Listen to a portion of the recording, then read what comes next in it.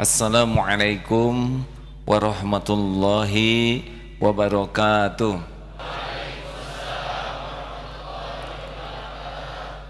Alhamdulillahi rabbil alamin. Alhamdulillahilladzi khalaqal mauta wal hayata liyabluwakum ayyukum ahsanu amala wa huwal azizul ghafur. Allahumma salli wa sallim wa barik ala Muhammadin wa ala alihi wa ashabihi ajma'in. Semoga Allah yang maha menatap, maha mendengar, maha menyaksikan dan yang mengatur pertemuan ini terjadi benar-benar ridho kepada kita semua, karena tidak ada yang lebih penting dalam hidup ini selain keridhaan Allah subhanahu wa ta'ala. Jazakallah khair Ustaz Adi. Saya AA. Ini kali keberapa Ustadz kesini? Ketiga ya, dengan di BSD jadi keempat ya. Alhamdulillah. Saya bersyukur Allah menakdirkan beliau hadir bersama kita. AA ini Ustadz minta izin karena sering belajar di YouTube ceramah Ustadz dan Masya Allah sangat menginspirasi, menambah ilmu. Mudah-mudahan Ustadz ridho ya. Nah, kemudian semoga ilmu yang saya sampaikan yang berasal lewat beliau mengalir juga pahalanya untuk beliau. Sedikit saya jelaskan pesantren ini, boleh Ustaz ya? Jadi Darut Tauhid ini secara syariat mah susahlah. Saya tidak membayangkan akan terjadi pesantren seperti ini.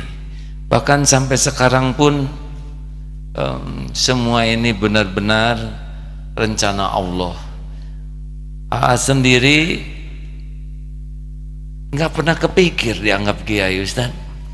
Saya cita-citanya dulu jadi tentara ya, kurang nyambung, tapi sekarang bersyukur jadi tentara Allah subhanahu wa ta'ala.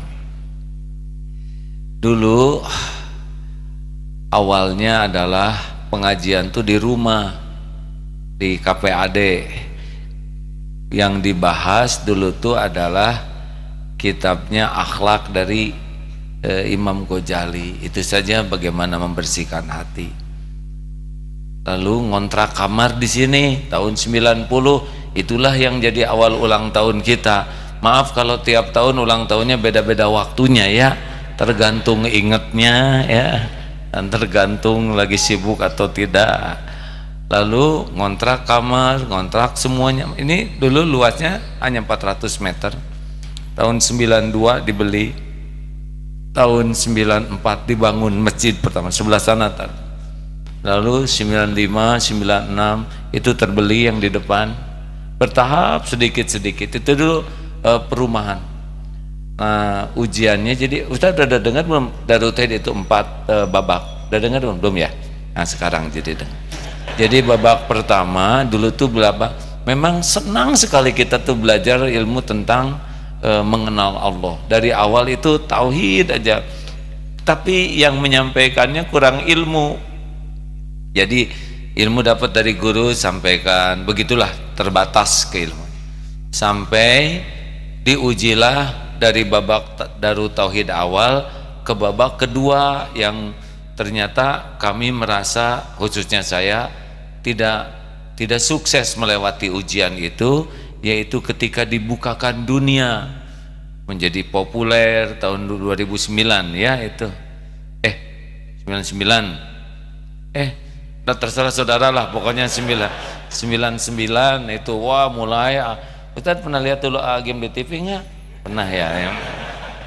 Nah itulah dunia, nggak tahu gimana ujuk-ujuk jadi dikenal. Padahal Masya Allah itu ilmunya sangat tidak memadai ya.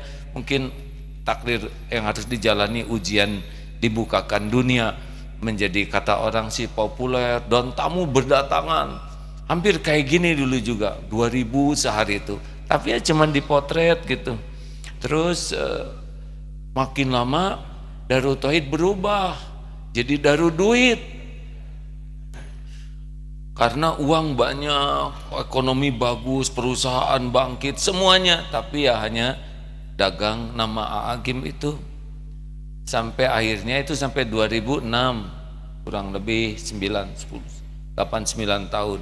Wah, jelek sekali suasana waktu itu. Darut Tauhid terburuk pada waktu itu karena semuanya serba duniawi ya. Saya belajar kurang, ke orang tua juga sedikit waktu, ngurus anak nggak keurus. Pesantren juga tidak ada apa-apanya, tidak seperti ini dulu tuh. Sangat sederhana, hanya menang di TV saja. Alhamdulillah ditolong oleh Allah tahun 2007. Sudah tahu nggak sih? Waktu itu kan heboh ya. Babak ketiga yaitu babak belur ya. Abdullah Gimnastiar menikah lagi. Wah, heboh. Saya jadi kayak buronan. Itu Masya Allah. Dan itulah saat terbaik di dalam kehidupan di Darut Tauhid ini. Kalau kata guru saya sih, Allah mau mengambil Tuhan-Tuhan yang ada selama ini, menuhankan popularitas, menuhankan perusahaan, menuhankan kekayaan, menuhankan, dan memang itu ada di sini. Tapi jamaah tidak ngerti, Allah Maha tahu. Alhamdulillah, terima kasih ibu-ibu ya yang waktu itu ngambek dan sebagainya ya, sudah membantu saya bisa melepaskan Tuhan-Tuhan yang ada di hati.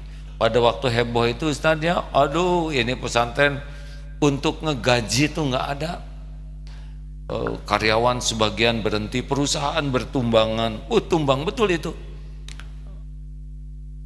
MKFM nih, radio kita ini mati mau hidup segan karena tidak ada untuk bayar listrik, tidak ada, saking sulitnya ekonomi. Nah yang bertahan, yang sekarang pada jadi pimpinan di sini, Pak Gatot dan kawan-kawan, wah itu berjuang di sini tanpa gaji. Kalau saya sih ya udah dikasih tahu oleh guru saya bahwa ini harus dijalani dan nanti dunia akan dikembalikan kalau lulus. Akhirnya tahun demi tahun entah bagaimana jadi berkembang lagi Ustaz. Beginilah jadi masjid jadi bagus, katanya ada beberapa cabang saya juga tidak begitu yakin dengan ikhtiar karena ini begitu saja.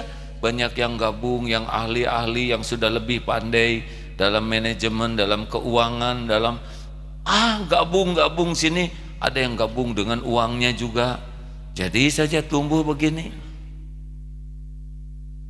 Namanya babak yang keempat. Mudah-mudahan saat ini babak bertauhidnya dengan lebih benar gitu. Itu aja ceritanya. Nah terima kasih Ustadz, ini tahun ke-29. Mulai tahun depan, sebetulnya tahun ini sudah mulai disapih, artinya saya sudah tidak banyak berperan. Tahun depan hanya 2 minggu di Indonesia, rencananya 2 minggu mau belajar lagi, dan ini sudah diurus oleh teman-teman. Begitu Ustaz. Nggak ada yang aneh sih selain cuma satu saja di sini, pertolongan Allah Subhanahu wa taala. Terima kasih hadirin sudah hadir. Ustaz Adi Dayat dipersilakan menyampaikan sesukanya apa judulnya ya. Bagaimana perasaan Ustaz di sini? Alhamdulillah.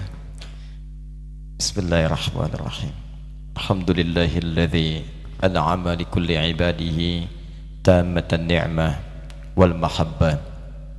Alhamdulillahilladzi allafa fi qulubina al-iman fa asbahna mu'minin. Alhamdulillahilladzi amarna bil ibadati fa asbahna minal muttaqin. Fa subhanalladzi khalaqana ahsana taqwim fa nahmaduhu hamdan syakirin hamdan na'imin kama 'allamana an nahmadah. Wa nusalli wa nusallimu ala afdalil anbiya'i wal mursalin an-nabiyil amin al-habibil karim nabiyyina Muhammadin wa ala alihi wa sahbihi wa ummatihi ila yaumiddin. Amma ba'du. Assalamualaikum warahmatullahi wabarakatuh. Alhamdulillah. Saya Adi.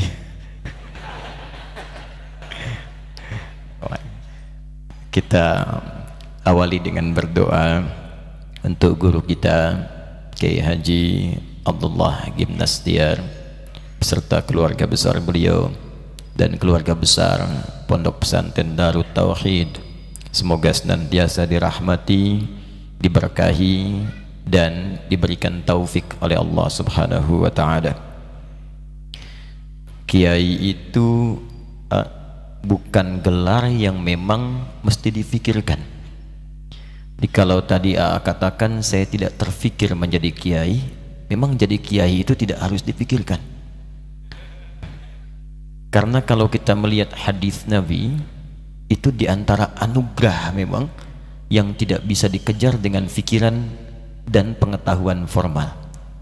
Tidak ada fakultas jurusan kiai. Yang ada keterangan Nabi dalam riwayat Sahih Al-Bukhari, dari 97 pembahasan ada di pembahasan yang ketiga. Pembahasan pertama kitab Badul Wahyi, kedua kitabul iman, ketiga kitabul ilmi, pembahasan tentang pengetahuan. Nomor hadis ke-71 riwayat sahabat Muawiyah bin Abi Sufyan radhiyallahu taala anhu anin Nabi sallallahu alaihi wasallam qala man yuridillahu bihi khaira yufaqqihhu fid din.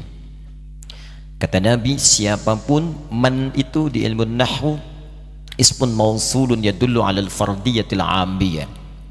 Jadi huruf sambung kadang menunjuk kepada objek untuk ditunjukkan pada personal, tapi sifatnya general, terbuka. Jadi bisa laki-laki, perempuan, tua, muda, ya, besar, kecil. Kata Nabi, siapapun yang diinginkan oleh Allah memiliki nilai-nilai kebaikan, punya sifat-sifat baik, punya sebutan-sebutan yang baik, berubah jadi orang baik, maka tanda pertamanya ia akan dibimbing, yufaqqihhu fid din, untuk mau mendekat pada tuntunan agamanya. Di dasar, semakin kemudian dekat, semakin mencintainya, semakin mendalaminya, mulai mempraktekannya, maka mulai naik kemudian urutan-urutan kemuliaan yang dilekatkan oleh Allah Subhanahu wa taala. Itu yang disebutkan isyaratnya di Quran surah ke-58 ayat 11. Yarfa'illahu alladhina amanu minkum walladhina utul ilma darajat. Allah akan mengangkat urutan-urutan derajat dari dua golongan yang utama. Satu, ahli iman. Biasanya kalau iman disebutkan, maka temannya amal soleh. Jadi kalau iman itu berdiri sendiri, artinya amal solehnya sudah masuk di situ. Otomatis, ya. Jadi kalau sudah ada iman, pasti amal soleh. Quran surah 103. Wal 'asr innal insana lafi khusr illa alladhina amanu wa amilus salihat. Nanti didetilkan dalam Al-Quran, banyak detilnya. Setiap ada kata iman, setelahnya pasti amal soleh. Kalimat iman pertama Al-Baqarah ayat 3. Alladzina yu'minuna bil ghaib. Setelah itu wa yuqimunas shalah. Salat amal saleh. Wa mimma razaqnahum yunfiqun. Ya infak amal saleh. Ya ayyuhalladzina amanu Al-Baqarah 183. Kutiba alaikumus siyam. Siyam puasa amal saleh. Jadi kalau kita ingin diangkat derajatnya oleh Allah, disayang oleh Allah, maka tingkatkan salat. Ya, dari yang salat fardu 5 waktu tambah sunnah, bangun tahajud. Nanti akan terjadi perubahan dalam hidup kita. Merasa lebih enak, lebih tenang, lebih nyaman. Ingin diangkat lagi, tambah lagi. Mulai mendekat pada Al-Quran, mulai puasa, ya, mulai mengajar. Kalau sudah masuk kepada mengajar, derajatnya beda lagi. Maka yang kedua, wa utul ilma darajat. Orang yang pengen belajar, diberikan pengetahuan, maka naik derajatnya, diberikan derajat tertentu oleh Allah Subhanahu wa taala.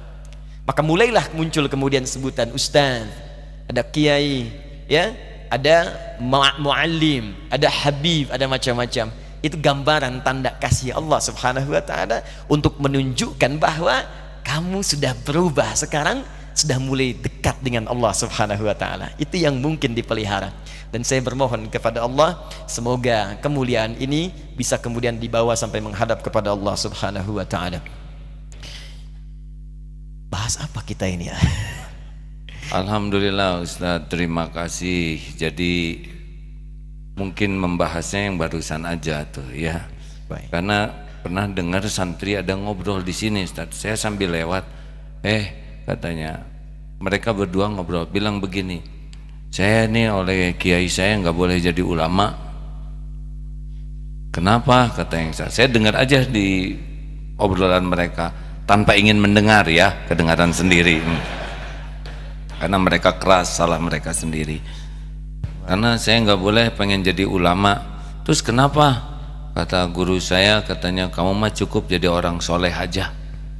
Karena kalau cita-cita jadi ulama tapi salah pengertian ulamanya, dari awal cita-citanya salah.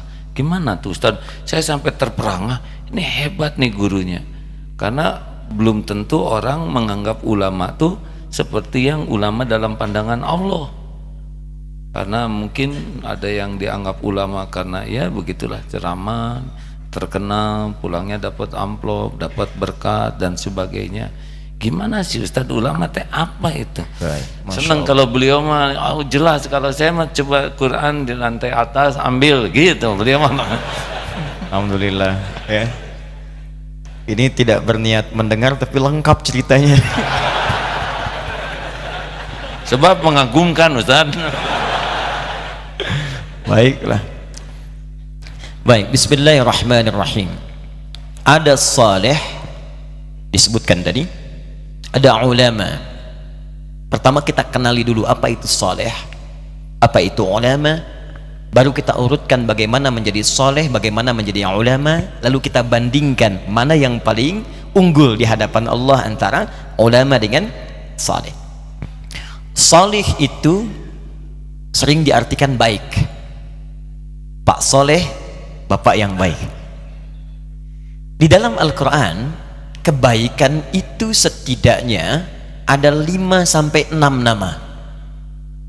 Satu, ada yang disebut dengan Thayyib namanya. Thayyib, dalilnya Quran surah kedua ayat 168 ya, paling kanan sebelah bawah di mushaf. Lantai atas ada mushaf yang bawahnya itu. Baik. Ya ayyuhan nasu kulu mimma fil ardi halalan thayyiba. Kalau disebutkan thayyib itu artinya baik fisiknya, sehat. Karena itu di ayat ini diperintahkan seluruh manusia, apalagi orang beriman, jika ingin mengkonsumsi makanan apapun cari yang menyehatkan. Tidak semua yang diinginkan itu mesti dimakan. Tidak semua yang disukai itu mesti dikonsumsi. Kata Allah, kalau anda ingin sehat, sederhana, cari makan dengan cara yang halal. Dari yang halal itu belikan yang menyehatkan untuk tubuh kita. Ya, kalau memang nasi kita makan sehat, ambil nasi. Kambing menyehatkan, silahkan makan daging kambing. Tapi kalau kemudian itu berpotensi mengganggu kesehatan kita, jangan dikonsumsi, kata Al-Quran. Karena itu kalau orang Arab ditanya, kaifa haluk ya akhi, apa kabar? Dia menjawab, alhamdulillah ana thayyib. Itu asalnya saya sehat, fisik saya baik. Cuma kan ada orang yang fisiknya baik, sehat, cuman kan pikirannya kurang sehat.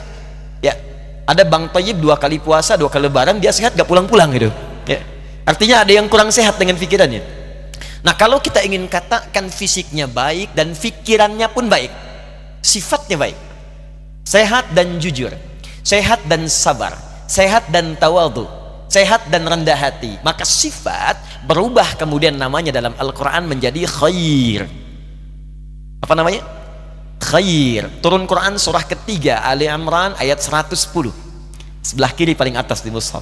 Kata Allah, kuntum khaira ummatin ukhrijat linnas. Kalian itu orang Islam, kalian umat yang terbaik, punya sifat yang istimewa yang pernah dilahirkan untuk semua manusia. Di An-Nas itu menunjuk pada semua manusia. Manusia itu disebut 5 nama di Quran. Kadang Bashar 35 kali disebutkan dalam Al-Quran, itu menunjuk nafsunya. Ins 18 kali disebutkan dalam Al-Quran, menunjuk kelembutannya dan sifat nyatanya. Insan itu menunjuk aktivitasnya, 65 kali disebutkan dalam Al-Quran. Bani Adam menunjuk kepada asal mula keturunan sampai Nabi Adam, 7 kali disebutkan dalam Al-Quran. Dan An-Nas menunjuk semua sifat komunalnya tanpa kecuali, disebutkan 241 kali dalam Al-Quran. Kata Allah, kalau pernah ada manusia tinggal di bumi semuanya, tidak akan pernah ada yang punya sifat baik melebihi orang Islam. Anda bayangkan? Bayang nggak? Belum. Orang jahiliyah itu orang paling buruk yang pernah tinggal di bumi. Diturunkan risalah Islam, turun Al-Quran, dan merubah mereka menjadi orang paling baik yang pernah hidup di bumi. Anda bayangkan, yang tadinya perampok, pembunuh, pemabuk, ya maaf, pencuri, pembegal, saking dahsyatnya sekampung begal semua. Betul, sekampung. Jadi kalau ada orang begal sekarang, dia terlambat jauh. Sudah ada dulu. Bahkan pimpinannya dikenal, Jundub bin Junadah dari desa Gifar. Di Gifar itu sekampung begal semua. Dan semua orang yang ingin berdagang mesti lewat situ. Niaga ke Yaman, ke Syam, lewat situ. Kalau nggak lewat nggak bisa nyampe. Setiap lewat store, tak store persekusi, nyawa bisa hilang dieksekusi. Store. Turun Al-Quran diajarkan. Apa yang terjadi? Secara singkat pada taubat. Tukang begal Jundub datang pada Nabi, ya Rasulullah. Baru melihat Nabi, keluar kata-kata, langsung tunduk jatuh syahadat. Ausini ya Rasulullah, berikan pesan kepadaku. Kata Nabi, pulang dulu, perbaiki diri, dakwahi kampungmu. Kata beliau, sebelum pulang saya akan sampai ke depan Ka'bah, saya sampaikan terbuka keislaman saya. Kata Nabi, jangan lakukan, umat Islam masih sedikit, nanti kamu malah kesulitan. Apa jawabannya? Ya Rasulullah, saya ini membegal terang-terangan, masa syahadat sembunyi-sembunyi? Datang ke depan Ka'bah mengatakan, asyhadu an la ilaha illallah wa asyhadu anna Muhammadar Rasulullah. Ya ma'syara Quraisy, hai orang Quraisy, kalian mau apa? Dipukuli sampai pingsan. Kata Ali bin Abi Thalib karramallahu wajhah, jangan teruskan, kalau dia wafat kita celaka karena tak bisa lewat Gifar. Akhirnya singkatnya pulang ke Gifar, secara singkat berdakwah di Gifar. Bayangkan, mantan begal belajar pada Nabi, Nabi pindah kemudian ke Yathrib jadi Madinah, tiba-tiba Madinah heboh, datang tapak kaki banyak, tok tik tuk tok tik tuk tok tik tuk. Kisah nyata. Begitu orang heboh keluar melihat, ternyata sekampung Gifar dipimpin Jundub bin Junadah radhiyallahu ta'ala anhu masuk Islam semuanya. Anda bayangkan, seorang begal mendapat ajaran Quran, didapatkan langsung berubah jadi da'i dan menghafal hadis. Teman-teman hafal hadis bangun tidur, doanya bunyinya apa? Alhamdulillahilladzi ahyana ba'dama amatana wa ilaihin nusyur. Itu siapa yang meriwayatkan? Mantan begal. Buka di Al-Bukhari nomor hadis 181. An Jundub bin Junadah wa Muadz bin Jabal radhiyallahu taala anhuma qala Rasulullah sallallahu alaihi wasallam, ya, jika bangun dari tidur ucapkan alhamdulillahilladzi ahyana ba'dama amatana wa ilaihin nusyur. Imam An-Nawawi mengambil hadis Jundub bin Junadah. Silahkan buka di Al-Arba'in An-Nawawiyah nomor hadis yang ke-18 itu. An Muadz bin Jabal wa Jundub bin Junadah radhiyallahu taala anhuma qala Rasulullah sallallahu alaihi wasallam, ittaqillaha haitsu ma kunta wa atbi'is sayyi'atal hasanata tamhuha. Yang riwayatkan mantan begal. Saking diabadikannya yang dahsyat, Allahu akbar. Disebutkan nama kampungnya untuk menunjukkan, di kampung saya ini dulu begal semua, sekarang semua jadi baik. Maka tandanya tambahkan al di depannya, ujungnya tutup dengan i. Saya dari Gifar, maka kunyahnya Abu Dzar dari Gifar, dikenal dengan Al-Ghifari. Dia Abu Dzar Al-Ghifari. Al-Ghifari itu dulunya mantan begal. Saya ngasih nama anak saya Al-Ghifari nih. Alhamdulillah. Ini Ustaz telat ngasih taunya.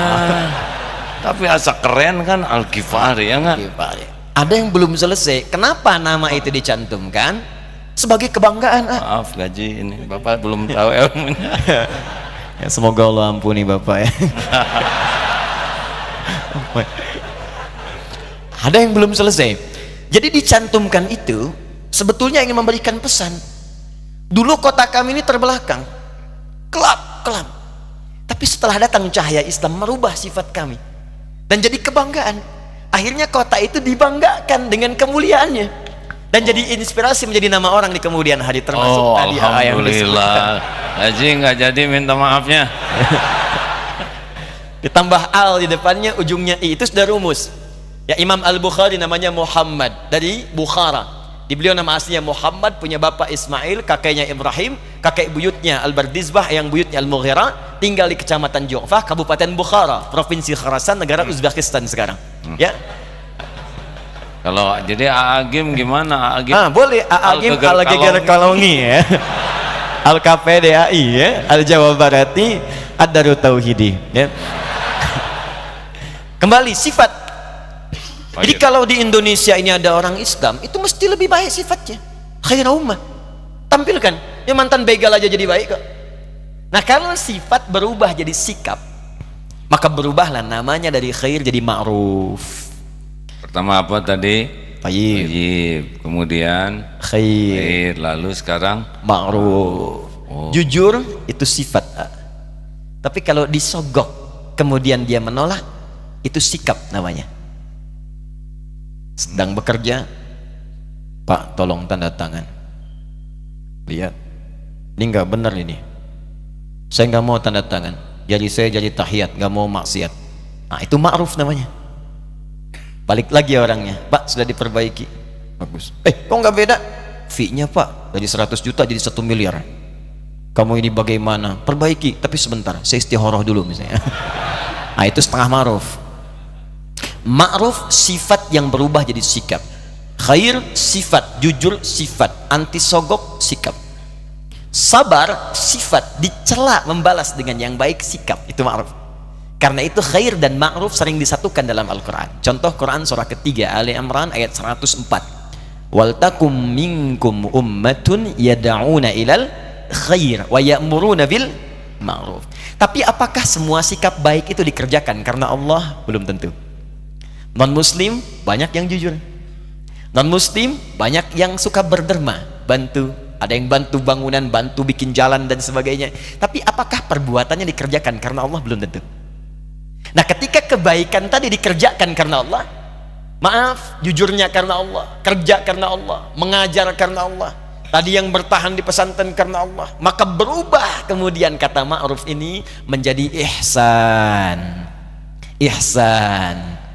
Ya, hadis Muslim nomor hadis yang ke-8 dikutip oleh Al-Imam An-Nawawi dalam Al-Arba'in nomor hadis yang kedua. An ta'budallaha ka'annaka tarahu fa illam takun tarahu fa innahu yarak. Engkau menjadikan, perhatikan cara menerjemahkannya. Saya mohon izin tidak bermaksud mengajari, hanya menyampaikan apa yang guru kami telah sampaikan. An ta'budallaha, engkau menjadikan semua aktivitasmu sebagai ibadah karena Allah. Minumnya ibadah, makannya ibadah, kerjanya ibadah, belajarnya ibadah, mengajarnya ibadah, semua aktivitas, merawat rumah tangga ibadah, semuanya. Ka'annaka tarahu fa illam takun tarahu fa innahu yarak. Walaupun kau tak mampu menyaksikan Allah saat beribadah itu, maka rasakan Allah sedang mengawasi kita. Jadi kalau kita sadar sedang diawasi Allah dan itu membuncah dalam jiwa kita, mustahil berbuat maksiat. Anda akan minum dan sadar saat akan minum sedang diawasi oleh Allah, maka mustahil menyentuh minuman yang diharamkan oleh Allah. Orang sedang bekerja ditawari korupsi, merasa diawasi Allah, mustahil korupsi. Itu ihsan namanya. Di Quran surah ke-46 ayat ke-15, ihsan. Nah sekarang kalau kita gabungkan thayyib badannya sehat fisiknya, khair sifatnya mulia, ma'ruf sikapnya baik, ihsan dikerjakan karena Allah semua kebaikan itu, menggabungkan 4 ini, maka itu yang disebut dengan salih. Di salih gabungan dari thayyib, khair, kemudian ma'ruf dan ihsan. Karena itu Allah memberikan kalimat fitrah dalam Al-Quran. Setiap orang tua bahkan sejak anaknya dalam kandungan pasti mengharapkan anak yang saleh. Buka Quran surah ke-7 ayat 189. Perhatikan pertengahan sampai ujung ayatnya. Falamma taghasyaha hamalat hamlan khafifa famarrat bi falamma athqalat da'awallaha rabbahuma la in ataitana salihah lanakunanna minasyakirin. Ketika suami istri mulai bergaul, istrinya mengandung kandungan ringan sampai berat, maka fitrahnya akan mulai berdoa kepada Allah, suami dan istri, ya Allah, mohon jadikan anak lahir nanti anak yang salih. Saya belum pernah dengar ada orang berkata, ya Allah jadikan anak saya anak yang thayyib. Pasti saleh. Jadi saleh itu gabungan tadi dari thayyib, masih ingat? 2, khair, yang ketiga ma'ruf, 4, ihsan. Tahan sebentar sebelum masuk ke ulama. Ada yang ke-6. Yang ke-6 disebut birrun namanya. Al-birru. Ya, al-birru. Kalau birrun artinya kebaikan yang lahir setelah buruknya hilang. Ya, kebaikan yang muncul setelah buruknya hilang. Ada orang berbuat buruk, ditinggalkan keburukannya, lantas berubah menjadi baik. Marahnya ditinggalkan jadi sabar, sombongnya ditinggalkan jadi tawadhu. Maka kebaikan yang muncul setelah meninggalkan yang buruk disebut apa?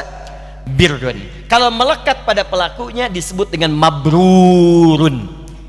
Ada haji apa yang populer? Mabrur. Kenapa disebut haji mabrur? Karena saat dia berada wukuf di Arafah, dia istighfar, dia mengenali keburukannya, dia tinggalkan itu, dia lontari, datang ke Muzdalifah mengambil batu, dia lontari di Jamarat, dicatat. Makanya sebelum haji catat dulu, kenali diri kita keburukannya.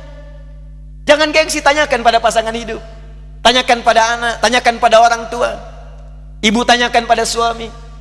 Ayah, mama mungkin banyak salah. Emang?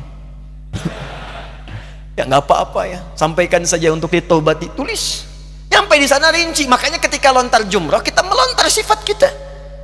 Bismillahirrahmanirrahim, Allahu Akbar. Hadisnya sama dengan yang nyembelih di sini. Waktunya sama. Yang di sana melontar, di sini menyembelih tanggal 10 itu. Kalimatnya sama, di sana Bismillahirrahmanirrahim, Allahu Akbar, di sini Bismillahirrahmanirrahim, Allahu Akbar. Apa yang dilempar? Sifat hewani dari kata bashar tadi, nafsunya. Ya, karena itu sifat hewan disembelih, hewannya di sini, yang di sana melontar. Karena sudah dilontar, hilang buruknya, pulang-pulang membawa kebaikan. Itu yang disebut haji mabrur. Haji mabrur itu haji yang bisa menepikan sifat buruk dan berubah menjadi baik di kemudian hari. Karena itu diingatkan oleh Nabi, kalau sudah haji, sayang, udah fisik, harta, tenaga, waktu, jangan ditukar. Surga yang sudah diberikan oleh Allah itu, jaga itu dengan baik, jangan ditukar dengan maksiat lagi. Dilekatkan kalimat haji di situ, bukan gelar, pengingat. Jadi kalau ada yang menyebutkan Pak Haji, itu bukan gelar, ingat, pengingat, jangan sampai kebaikan Anda luntur lagi. Nah, kembali kepada tadi salih, fokus baik-baik. Di salih itu umum, mencakup semua sifat ma'ruf. Umum salih itu. Ma'ruf itu kebaikan dikerjakan karena Allah. Salat baik dikerjakan karena Allah, ma'ruf. Sedekah ma'ruf. Puasa ma'ruf, umum. Jadi soleh itu baru nama umum. Bisa Anda pilih di antara sekian yang umum itu, mana yang ingin Anda capai. Contoh, Bapak Ibu ingin soleh, pilihannya amalan apa yang ingin dipilih oleh Anda? Dibentangkan oleh Quran. Mau jadi ahli puasa? Boleh. Ahli tahajud? Boleh. Ahli sedekah? Boleh. Dibuka 8 jenis kurang lebih oleh Al-Quran, disetarakan dengan 8 pintu surga. Jadi surga akan dimasuki oleh orang-orang soleh dengan beragam amalan-amalan yang dikerjakan saat di dunia. Baik, karena itu amalnya disebut amal soleh. Buka Quran surah kedua Al-Baqarah ayat ke-25, paling kanan sebelah atas di mushaf. Ini kalimat surga pertama disebutkan dalam Al-Quran. Wabashshiril ladzina amanu wa amilus salihat anna lahum jannatin tajri min tahtihal anhar. Berikan kabar gembira pada orang beriman yang telah mengoleksi amal-amal soleh. Dia diberikan kabar gembira, aku siapkan beragam jenis surga untuknya. Anda tanya, ya Allah, amal apa yang harus kukerjakan sehingga aku bisa mendapatkan surga itu? Dirinci oleh Quran, dibagi 4 bagian. Pertama, ada amalan yang saat Anda kerjakan ke surganya bersama para nabi, semua nabi yang pernah tinggal dan bertugas di bumi. Itu ada di Quran surah keempat ayat ke-69. Ada kalimat solehnya. Wa may yuti'illaha war rasula fa ulaika ma'al ladzina an'ama Allahu 'alaihim minan nabiyyin was-siddiqina wasyuhada was-shalihin. Amalannya apa? Ikuti semua sunnah Nabi. Keluarkan dari bangun tidur sampai tidur lagi. Bangun tidur bagaimana cara Nabi bangunnya? Buka Abu Dawud nomor hadis 1367 misalnya.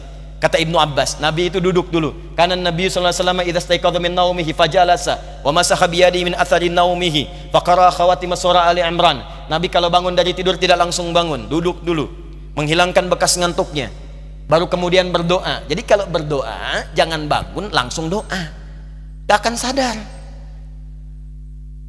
Sadarkan dulu. Dan itu pun kadang butuh waktu. Bangun jam 3 mau sadar, begitu lihat jam 5. Sadar dulu. Mau makan, lihat Nabi tuntun. Mau ke toilet, lihat Nabi. Makanya silahkan cek, bandingkan dengan ajaran manapun. Anda hanya akan temukan dalam Islam semua pekerjaan kita ada bimbingannya dari Nabi berupa doa. Itu bimbingan.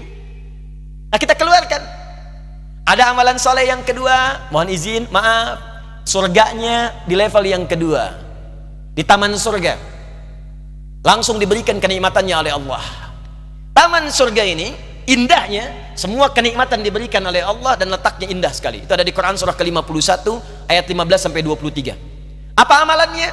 Kata Allah, rajin tahajud. Saya bacakan ayatnya. Innal muttaqina fi jannatin wa uyun. Ada orang soleh yang takwa yang akan tinggal di taman surga. Apa amalannya? Akhidhina ma atahum rabbuhum innahum kanu qabla dzalika muhsinin. Mereka akan mendapatkan semua langsung dari Allah pemberian surganya. Jadi kalau yang di bawah itu yang melayani wildanun mukhalladun. Ya, ada yang pengen minum, datang tiba-tiba. Kalau laki-laki datang bidadari surga. Cantiknya tak terlukiskan. Mala ainun ra'at wala udhun sami'at wala khatara ala qalbi bashar. Lihat istri sendiri gak akan sebanding dengan itu. Ya, beda jauh. Seperti mutiara. Ya, seperti berlian, nampak indah. Dibawakan gelas-gelas, masya Allah, bi aqwabi wa abarika wa ka'sin min ma'in. Gelasnya terbuat dari emas mutiara yang berkilauan. Kalau ibu perempuan dilayani pangeran-pangeran surga, indah. Tapi, silakan. Jadi kita kemana itu nanti? Insya Allah, nanti kita pilih di belakang nanti ada. Oh, iya, siap. Akan terlihat. Siap. Baik. Tapi di taman surga yang berikan langsung Allah. Indah. Dan sebelum masuk ke sini, dia diperkenankan melihat Allah tanpa hijab. Quran surah ke-75 ayat 22 sampai 23. Wujuhu yauma idzin nadhirah. Ada orang yang wajahnya berbinar, gembira luar biasa. Bukan karena masuk surganya. Ila rabbiha nadhirah. Karena ia bisa menatap Allah yang dirindukannya yang tak pernah nampak. Anda berpisah dengan putra Anda 20 tahun. Dia katakan saya mau datang. Di bandara landing pesawat jam 7. Ibu akan datang jam berapa? Bahkan ada yang menginap untuk menyambutnya. Dan suasananya luar biasa. Sekarang kita diberikan nikmat, kebutuhan, kesehatan, kenikmatan oleh zat yang tak pernah nampak di bumi. Kita merindukannya. Dan tiba-tiba berjumpa, bagaimana kerinduan kita terbuncah saat itu. Saya ingat almarhum Kiai Haji Arifin Ilham, guru sahabat kita. Saya menengok beliau di rumah sakit sebelum wafat. Ustaz Hadi, abang sedang nunggu deh. Ya bang, liqa'ullah, mau ketemu Allah. Ketemu Allah. Makanya pas mau wafat itu dituliskan kan oleh beliau di Allah dan dipersiapkan. Tidak ada kerinduan tertinggi ketika berjumpa dengan Allah dan Rasulullah SAW. Taman surga. Kalau anda inginkan itu, apa amalannya? Dia orang muhsin kata Allah. Semua mengerjakan karena Allah. Jadi semua karena Allah. Lillah, lillah, lillah, lillah. Karena semua karena Allah, Allah pun merindukannya. Ya, Syekh Jamaluddin Al-Afghani pernah mengajar kemudian di Jamiah Islamiyah di Madinah Munawwarah. Saat mengajar, itu beliau pernah sakit, merasa sakit. Cek ke dokter, kemudian balik karena hasil belum keluar lab. Berapa hari kemudian beliau meminta muridnya untuk ngambil hasil karena beliau ingin mengajar dulu. Begitu ngambil hasil, menangis muridnya di luar. Kenapa? Katanya, ayo masuk sini. Menangis, tak sanggup menyampaikan. Kamu tenang dulu. Begitu selesai beliau sampaikan, guru, hasil dari lab menunjukkan, kata dokter, usia guru sudah tidak lama lagi. Penyakitnya begitu kronis. Semua murid menangis pada saat itu. Tapi perhatikan bagaimana guru mulia ini menjawab. Kalian kenapa bersedih? Kalian kenapa bersedih? Aku sudah lama merindukan Allah untuk berjumpa dengannya.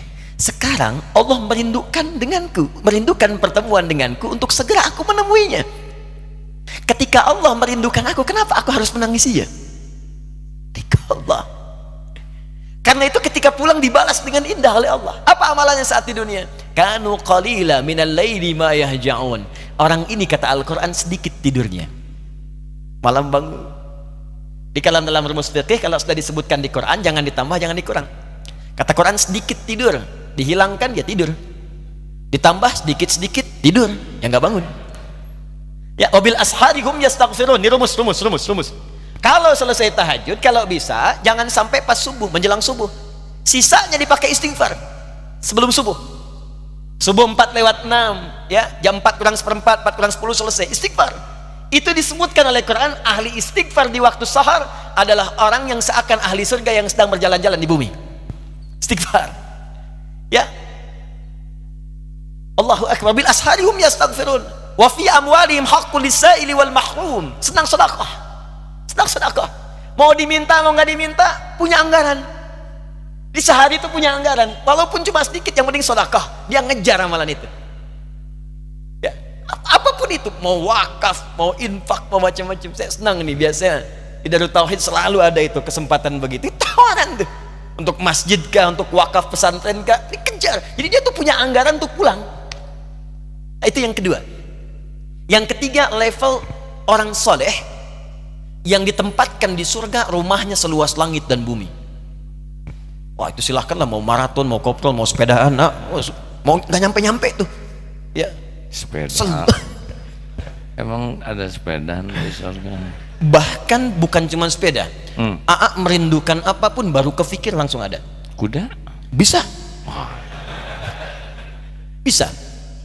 Saya ke Darut Tauhid misalnya diajak oleh AA misal melihat kuda. Belum sempat naik. Tiba-tiba jalan mau ceramah meninggal. Bisa. Begitu wafat Allah berikan kemudian anugerah surga. Ini level yang paling rendah, yang keempat. Misal saja, misal. Kata Allah yang keempat ini pun yang nggak disebutkan, itu kalau minta apapun, Al-Baqarah ayat 25. Ya, "Ulama ruziqu minha min thamarat rizqan qalu hadzal ladzi ruziqna min qablu wa utubihi mutasyabiha." Tiba-tiba begitu masuk surga yang ini, ingat kepikiran pertama kali begitu wafat, kan belum naik kuda. Masuk ke sini ingat, ya Allah, kuda Kim, celing. Wa utubihi mutasyabiha, diberikan persis seperti yang terfikirkan di benaknya. Waduh. Ya Allah, tapi agimnya nggak ada. Misalnya ajak pling. Ya, saya kan belum meninggal. Ternyata di atas saya gitu. Bisa ada. Jadi ada level yang seluas langit dan bumi. Amalannya apa? Di Ali Imran ayat 133 sampai 134. Paling kanan sebelah atas di mushaf. Itu dia rajin infak. Alladzina yunfiquna fis saraa. Pertama istighfar dulu. Wasari'u ila maghfiratin min rabbikum. Ayo cepat bergegas introspeksi diri, istighfar. Jalan ke sini istighfar, pulang dari sini jalan istighfar. Istighfar, astagfirullah. Kan banyak salahnya. Mata berapa kali salah ayo dalam hari ini saja. Telinga berapa kali salah dengar, lisan berapa kali salah ucap. Jadi kalau merasa banyak salahnya, tutup dengan istighfar. Astagfirullah. Wa jannatin arduha as-samawati wal ardu 'iddatil muttaqin. Dan aku siapkan bagi orang-orang tertentu surga seluas langit dan bumi, yaitu orang takwa dari kalangan orang soleh. Apa amalan solehnya? Alladzina yunfiquna fis sarai wad dharra. Gemar berinfak walaupun dia sedang terbatas, masih infak juga. Nggak punya pun masih merekomendasikan, coba datangi si fulan, mungkin dia bisa memberi. Wal kadhiminal ghaidha, ini yang beda, sanggup menahan amarah. Itu nggak mudah. Wal 'afina 'anil nas, bisa memaafkan kesalahan orang. Wallahu yuhibbul muhsinin, Allah senang dengan yang berbuat baik. Ja'far As-Shadiq itu menunggangi betul ayat ini, mengajarkan kepada pembantunya. Satu kali sedang ada tamu begini ya, pembantunya itu dulu tuh biasa orang bantu ulama, bukan untuk bantunya supaya dapat ilmunya.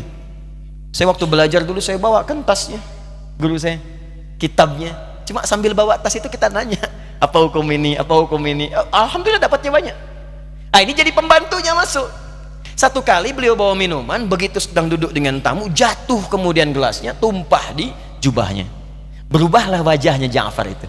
Sedangkan Imam Ja'far itu termasuk yang lembut, cuma wajah berubah. Pembantunya cerdas. Apa kata pembantunya? Wal kadhiminal ghaidha. Dibacakan ayat tadi. Penduduk ahli surga bisa menahan amarah. Kata Ja'far, saya nggak marah. Tapi kan ada tamu, boleh jadi tamu pulang belum ngasih maaf. Diteruskan ayatnya, wal afina 'anin nas. Juga memaafkan kesalahan orang. Apa itu angka? Saya maafkan.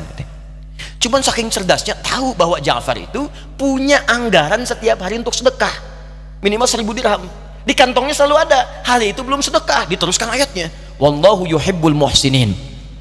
Kata Ja'far, sudah jangan diteruskan lagi. Ini ambil, saya bebaskan kamu sekarang dari membantu saya. Udah pintar. Nah jadi amal soleh itu banyak. Di antara amalan soleh yang terbentang, dibukalah pintu surga. Yang ahli puasa pintunya Ar-Rayyan, pintu tahajud, ada pintu sedekah. Tapi ada satu pintu yang saat dibuka akan memasuki semua pintu-pintu itu. Itulah amal soleh yang bahkan disebutkan dari hadis Ibnu Majah nomor hadis 233, riwayat sahabat Abu Darda radhiyallahu taala anhu, adalah pintu para pewaris Nabi. Siapa mereka ini? Wa innal ulama'a warathatul anbiya wa innal anbiya'a lam yurithu dinaran wala dirhaman walakinnahum awrathul ilma fakhudhuhu bihadhin wafir. Sungguh para ulama itu adalah pewaris Nabi, dan sungguh para nabi itu tidak pernah mewariskan materi, dinar, dirham. Ini isyarat dalam Al-Quran, ulama yang benar itu ulama yang orientasinya bukan materi.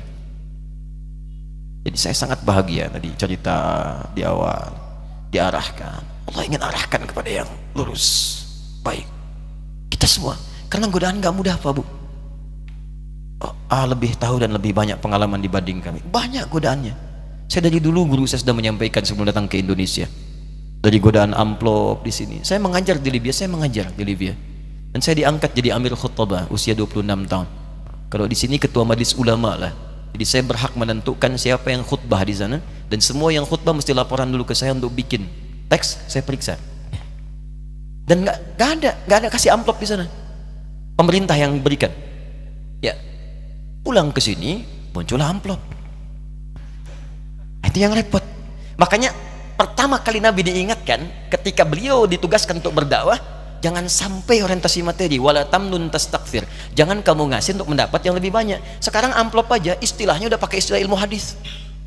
Kalau amplopnya tebal bagus, ini sahih. Amplop tipis dhaif. Tipis tapi banyak sahih li ghairihi. Gak dikasih amplop maudhu'. Ada yang istilahnya air, datang kemana aja, itu airnya air hujan. Ya, tapi nggak bisa datang, cuman orang datang banyak, terbatas, itu airnya sumber air. Ya, nggak akan datang kalau nggak ngalir, itu seperti PDAM. Ya, kalau nggak dibayar nggak akan ngalir. Itu ada yang seperti itu dihindari. Maka yang pertama kata Nabi, kalimatnya ulama itu bagian dari amal soleh, dan tingkatnya tinggi karena mewarisi Nabi. Dan Nabi mewariskan pengetahuan, karena itu di antara urutan orang-orang soleh tadi, tingkat tertingginya langsung di bawah kriteria para nabi itu ulama. Gak mungkin ada ulama kecuali soleh, karena urutan tingkat soleh nomor satu itu ulama, jamak dari kata alim. Makanya ada riwayat mengatakan fadlul alim alal abid ka fadlil qamari ala sairil kawakib. Jadi kalau seorang sudah alim, punya ilmu, dan dia beribadah dengan ilmunya, dibanding orang soleh biasa yang cuma sholat, itu beda pahalanya tinggi. Pahalanya, pengen tahu pahalanya?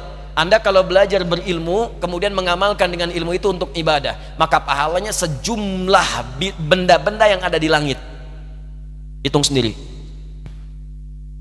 Kalau standar ibadah saja, misal sholat, nggak belajar fikih sholat, yang belajar cuma sederhana aja, takbir, ya sampai salam, yang penting hafal bacaan, tahu gerakan, tapi nggak ngerti artinya, nggak paham apakah itu takbir maknanya apa, doa ruku nggak ngerti, doa sujud nggak paham, tetap dapat pahala. Menggugurkan kewajiban, pahala dapat. Berapa pahalanya? Buka Quran surah ke-6 ayat 160. Man jaa bil hasanati falahu asyru amthaliha. Siapa yang mengerjakan satu kebaikan yang punya nilai pahala. Jadi hasanah itu artinya kebaikan yang ada pahalanya. Makanya kita berdoa, Rabbana atina fid dunya hasanah, ya Allah jadikan semua aktivitas kami di bumi, di dunia ada pahalanya. Salat diantaranya. Ya, setiap mengerjakan perbuatan hasanah 10 pahalanya. Salat di Quran disebut hasanah. Buka Quran surah ke-11 ayat 114. Aqimis sholata tarafain nahar wa zulafan minal lail innal hasanati yudhibnas sayyi'at. Tunaikan salat di kedua siang sampai malam, subuh sampai dengan isya. Sungguh salat itu perbuatan hasanah yang bisa mengentaskan keburukan. Jadi kalau sekali sholat walaupun tak paham maknanya dapat pahala 10. 10 itu ngitungnya jangan begini, 1, 2, 3 terlalu kecil. Anda ke masjid saja, ke sini ke Darut Tauhid, datang ke masjid dengan niat ibadah, baru datang, belum ngapa-ngapain, tapi niatnya ibadah, baru datang. Di hadis Muslim disebutkan 25 kebaikan. Jarak 1 ke 2 500 tahun, 2 ke 3 500 tahun, 3 ke 4 500 tahun. Jadi kalau ada orang sekali tadi sholat zuhur dapat 10, jarak 1 ke 2-nya 500 tahun, 2 ke 3 500 tahun. Dari sekali sholat dapat 5 aban. Jadi kalau ada yang meninggalkan sholat ruginya luar biasa. Ada orang nggak sholat ruginya luar biasa. Tapi kalau ada orang dengan ilmunya kemudian dia sholat, dia belajar fikih, bagaimana cara takbir, oh begini caranya, angkat sejajar dengan bahu, dari mana tahu ya, dicari, oh ini Al-Bukhari riwayat Abu Hurairah nomor hadis 711, di Muslim hadis 1397 diangkat begini sejajar dengan bahu. Ada yang sejajar dengan daun telinga, ditemukan di An-Nasai, dicari sampai kisahnya, apa maknanya ini, oh maknanya begini, kalimatnya apa, Allahu Akbar. Lalu setelah paham dipraktikkan. Itu pahalanya, bedanya itu kata Nabi sejumlah seluruh benda langit yang ada di langit, di semesta, kalikan 10 tadi. Saking dihargai ya, alim. Jadi ulama itu orang soleh tingkat tertinggi. Orang ulama pasti beribadah, nggak ada ulama yang nggak ibadah. Silahkan cek ya, ketika disebutkan dalam Al-Quran surah Fatir surah 35 ayat 7 sampai 28, kata Allah, saking khusyuknya ulama ini, bahkan tidak ada yang paling khusyuk dalam ibadahnya setelah urutan para nabi kecuali ulama. Innama yakhsyallaha min ibadihi ulama. Sungguh yang paling takut, paling khusyuk kepada Allah di kalangan manusia biasa pasti ulama. Sholat takut kalau nggak diterima, takut. Berfatwa takut, nggak sembarangan fatwa, nggak sembarangan. Jadi ulama itu nggak sembarangan, takut kalau bicara salah, takut keliru.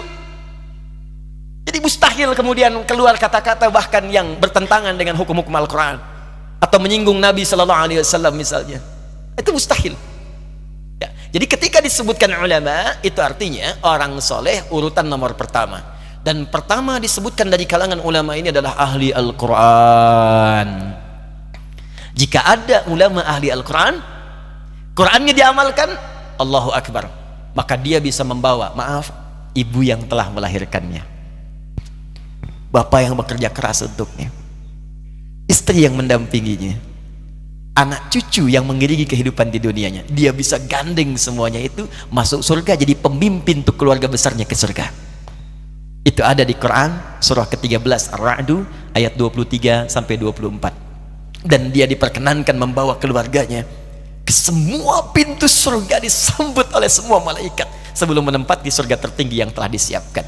Jannatu 'adnin yadkhulunaha wa man salaha min abaihim wa azwajihim wa dhurriyyatihim wal malaikatu yadkhuluna 'alaihim min kulli bab salamun 'alaikum bima sabartum fa ni'ma uqbaddar. Ada orang, kata Allah, di antara hambaku akan masuk ke dalam surga Aden, dia menggandeng orang tua yang telah berjasa mendidiknya menjadi ulama ahli Quran.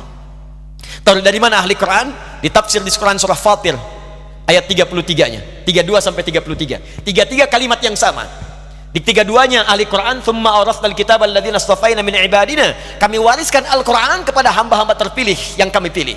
33-nya Allah, jannatu 'adnin yadkhulunaha yuhallawna fiha min aswabir.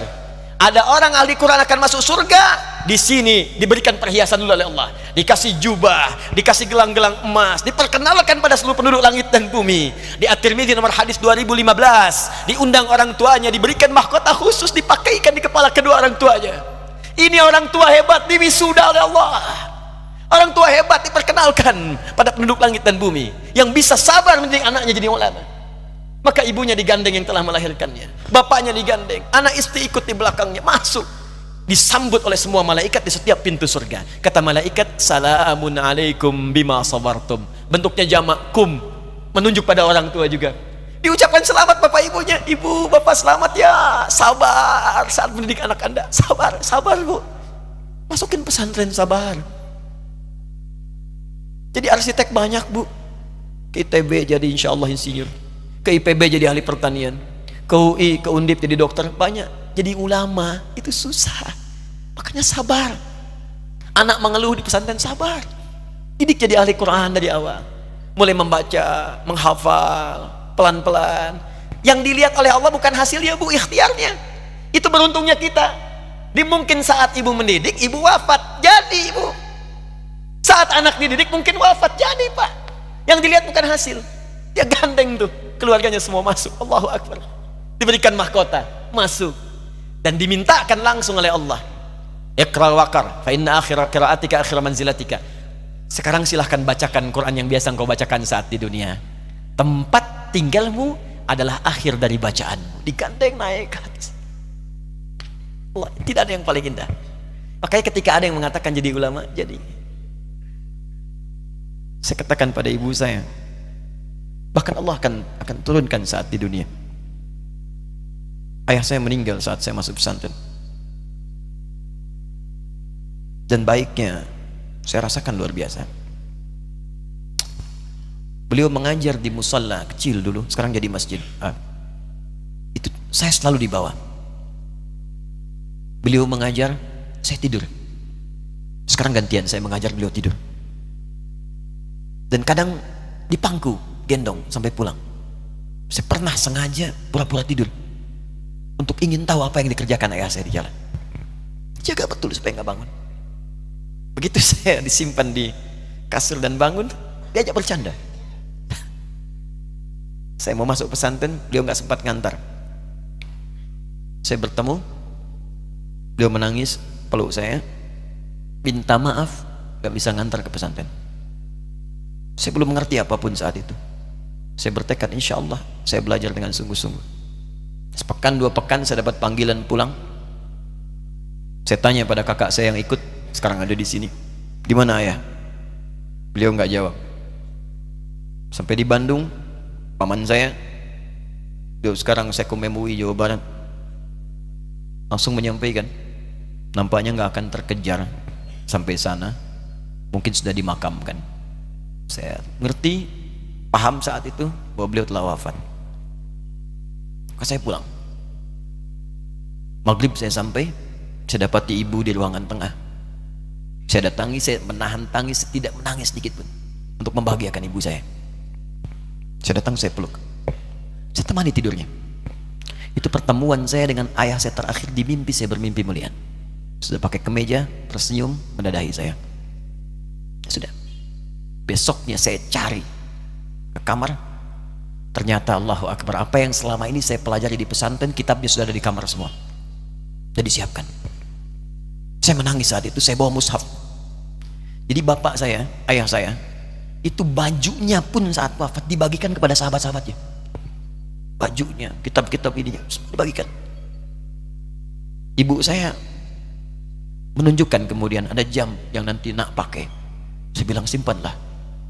Saya bawa mushaf. Dengan mushaf itu saya duduk di ruangan tengah, saya menghadap ke kiblat dan saya mohon kepada Allah, ya Allah, saya tak punya kemampuan lagi membahagiakan ayah saya saat hidup di dunia, tapi mohon jadikan setiap huruf dalam Al-Quran ini, ya Allah, pahalanya mengalir untuk ayah saya. Begitu saya bacakan saat itu, tak bisa saya berhenti, dan tiba-tiba langsung masuk ayatnya, artinya, posisinya, nomornya, gak pernah berhenti, masuk. Saya bertekad ingin berbuat baik. Puncaknya saya sekolah. Ibu, ya Allah, saya ingin berbakti pada ibunda saya. Anda tahu apa yang terjadi? Demi Allah saya katakan, ketika Anda bersabar, ibu saya, Bu, Pak, itu krisis 97 Pak.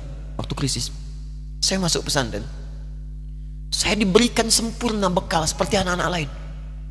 Rupanya ibu saya sudah tanya kepada santi-santi, orang tuanya, berapa bekal Anda kasihkan? Dikasih yang paling tinggi itu dikasihkan pada kami tiap bulan. Saya terima. Satu kali libur saya pulang dari jauh, ibu saya tersenyum melihat sedang jemur pakaian melihat saya. Begitu saya tiba, kaget saya. Kok pakaian ibu saya, pakaiannya nggak cocok dipakai gitu. Ini bukan pakaian ibu saya, kayak kain pel lah kalau sekarang. Saya masuk ke rumah, saya kejar, saya buka pakaiannya, lemarinya, saya nggak temukan sedikit pun. Saya kejar kakak saya, dia sudah siapkan makan. Kak perempuan kami yang kedua, mana pakaian ibu saya? Perhatikan jawabannya.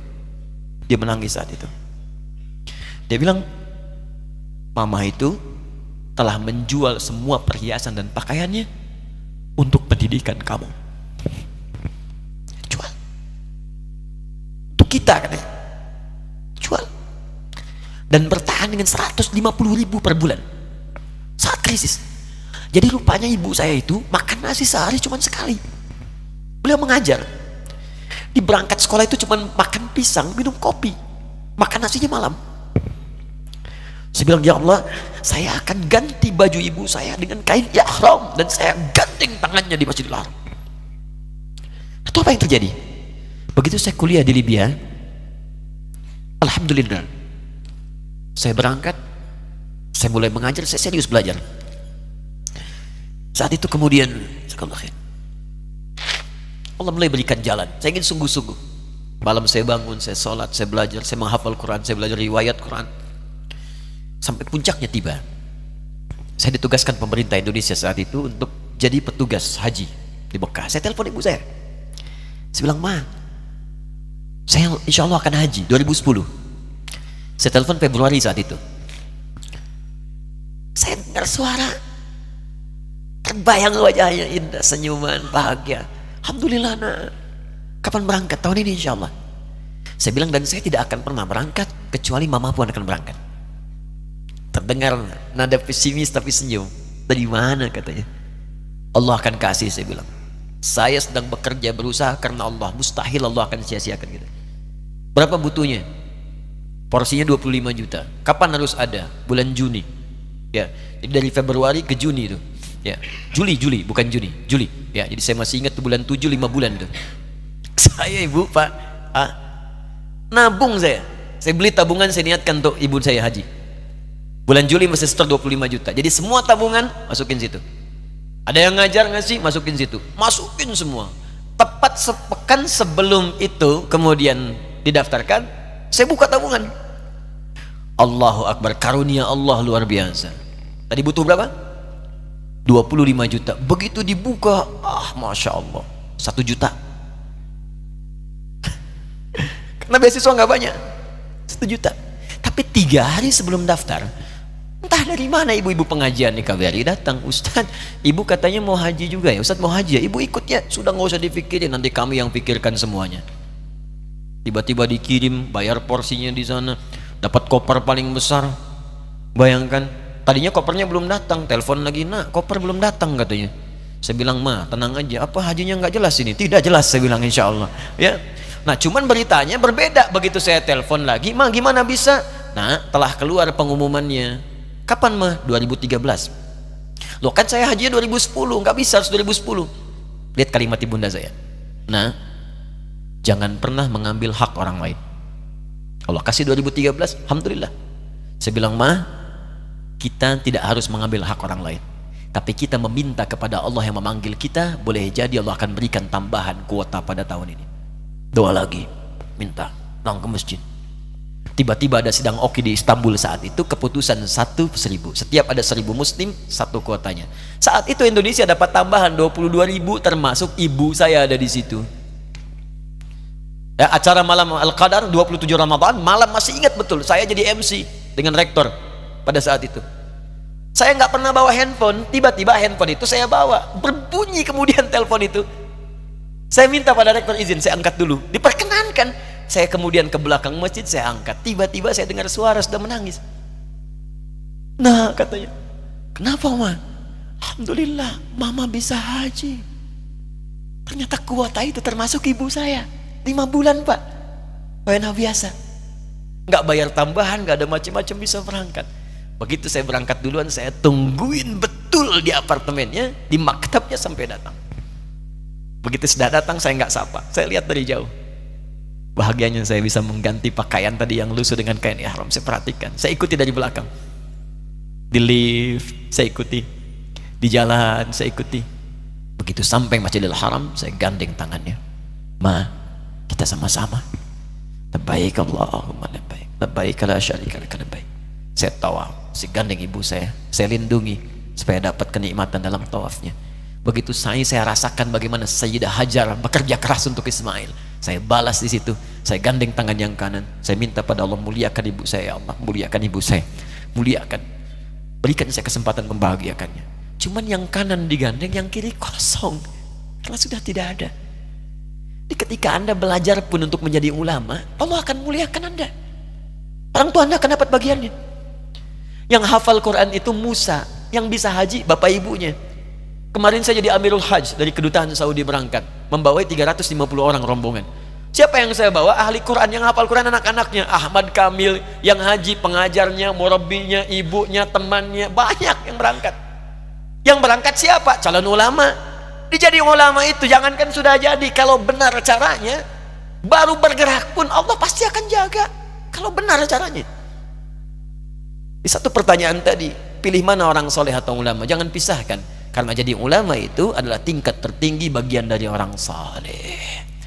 Jadi mesti ada yang jadilah di keluarga. Pilih satu mungkin ahli Quran, kedua ahli hadis, yang lain dunia, tapi dunia diniatkan membantu ibadah. Jadi arsitek buat bangun masjid, bangun pesantren, pahala banyak.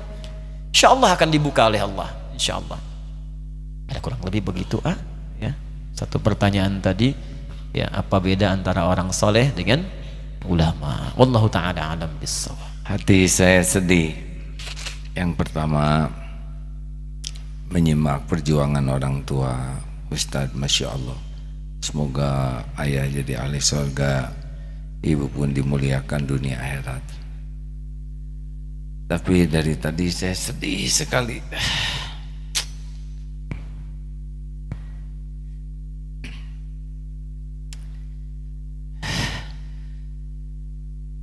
Mendengar uraian tentang ulama. Sejujurnya rasanya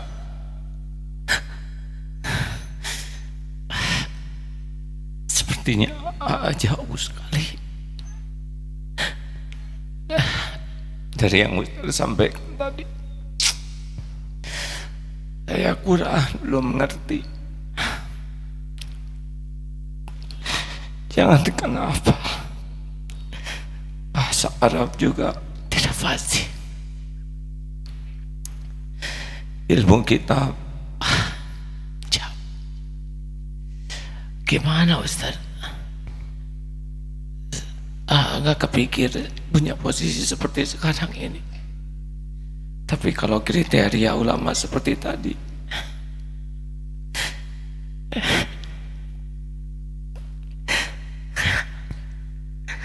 jadi tertekan sekali. Alhamdulillah, Allah memberikan jalan di dalam Al-Quran dengan membagikan kualifikasi ulama kepada dasar-dasar yang pokok yang dimiliki, lalu cabang-cabang di pengetahuan. Alhamdulillah, ulama itu banyak. Yang gak hafal Quran ada ulama dah hafal Quran. Yang dah bisa bahasa Arab banyak. Karena itu dasar dari ulama disebutkan di Quran pertama keikhlasan. Iqra bismi rabbikal ladzi khalaq. Artinya Allah membuka peluang pada setiap orang untuk jadi ulama sepanjang dia mau ikhlas. Kedua, tafaqquh fid din, Quran surah ke-9 ayat 122. Dia mau belajar, gak harus menguasai semua ilmu.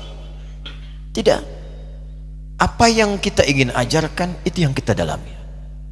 Sepengetahuan kami demikian.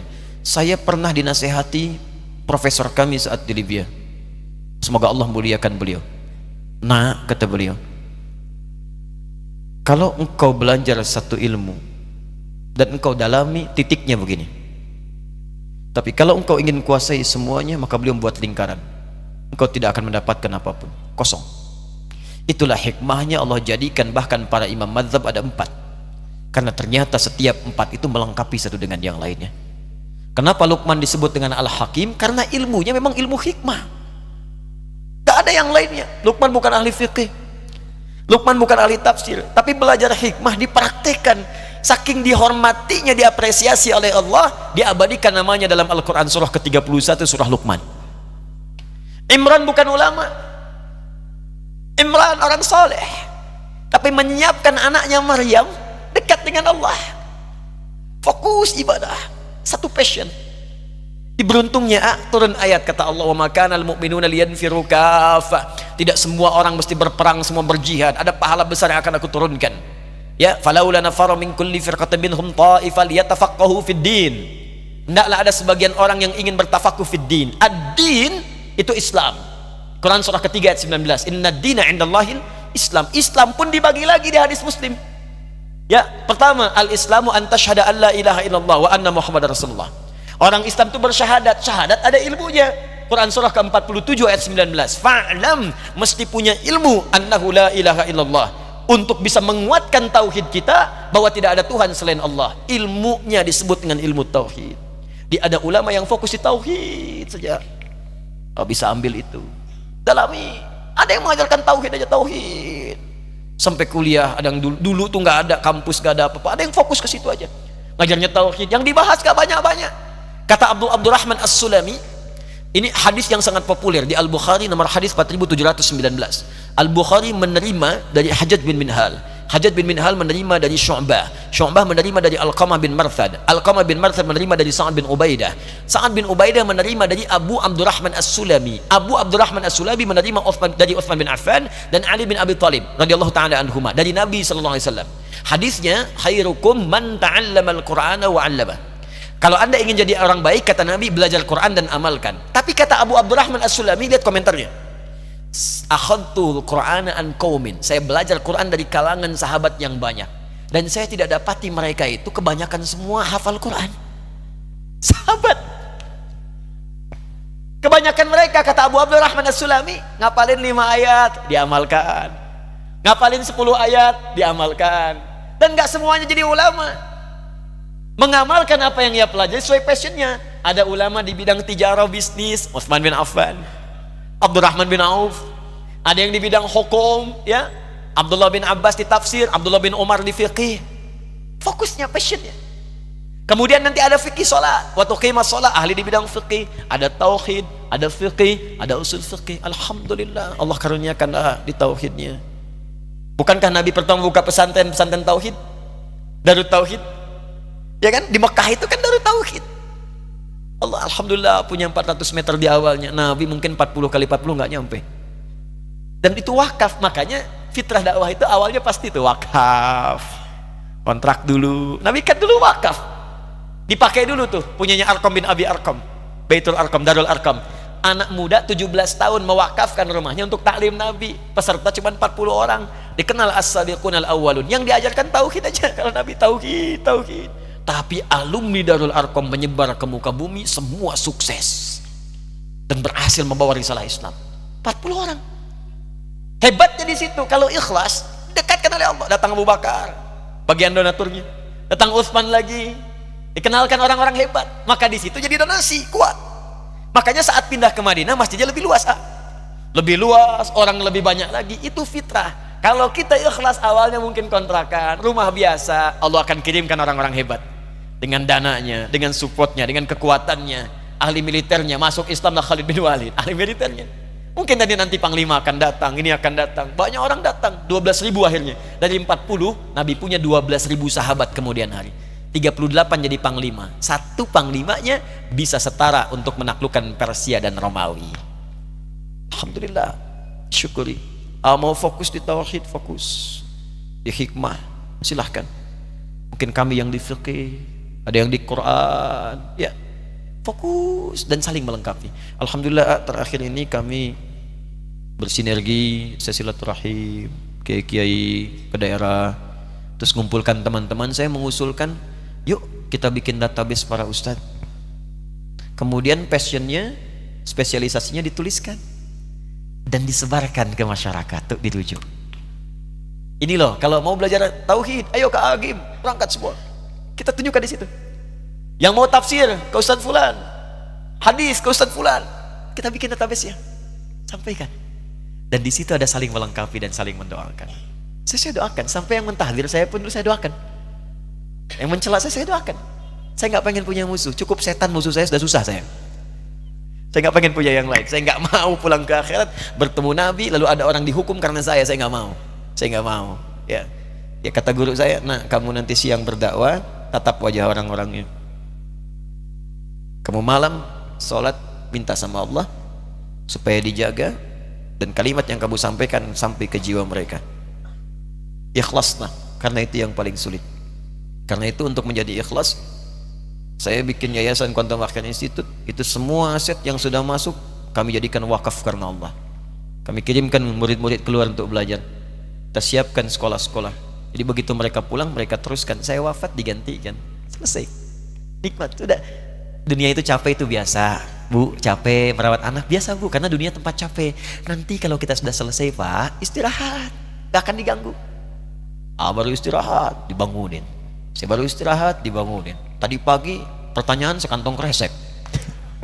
Belum napas ada lagi. Biasa, capek. Nanti kalau udah istirahat yang sesungguhnya, selesai tugas kita, meninggal, enak istirahat, ya Allah, nggak ada yang bisa ganggu. Orang meninggal dibangunin gak akan bangun-bangun. Istirahat kita, tinggal kita mendapatkan apa yang Allah janjikan. Jangan takut dengan kematian, ayo kejar. Jazakallah khair. Yang lain ikut bersyukur ya, alhamdulillah. Aduh, hari ini hari terberat buat saya. Tadi naik sepeda ke Eko Pesantren 2, itu berat, capek. Tapi mendengar ceramah tadi, aduh, hati saya hancur sekali, Ustaz. Mungkin mudah-mudahan tidak ada yang memperhatikan wajah saya tadi, merah sekali, lebih merah daripada kejemur, karena ya seperti yang tadi diungkapkan. Tapi jawaban Ustadz, Masya Allah, alhamdulillah, melegakan. Saya juga belajar Ustadz ngapalin gitu. Gak malu, di sini banyak santri penghafal Quran. Tapi ya itulah hadirin, saya juga berusaha ngapalin yang di atas, di bawah seperti Ustadz ya. Tapi nggak ingat halamannya, hadirin. Ingat atasnya, bawahnya nggak ingat ayatnya, pusing saya. Semoga aja kalau saya dari tadi dengar tuh asli tuh ya, aduh ya Allah, jauh saya tuh apa ilmu saya di mana, beliau segala tahu, segala diomongin. Saya paling tahu soleh itu karyawan, kamu ini soleh ya, kamu udah punya istri belum? Sekarang kita tahu seperti apa ya, soleh itu ternyata dari thayyib, khair, ma'ruf wa ihsan. Ini Ustadz, saya itu sudah tua ya. Ciri-ciri orang yang sudah tua itu ada 3. 1, cepat lupa. Yang kedua dan yang ketiga saya lupa, Ustadz. Lanjutkan Ustadz. Baik, silakan. Alhamdulillah. Silakan. Beliau izin ke belakang. Kalau itu ingat.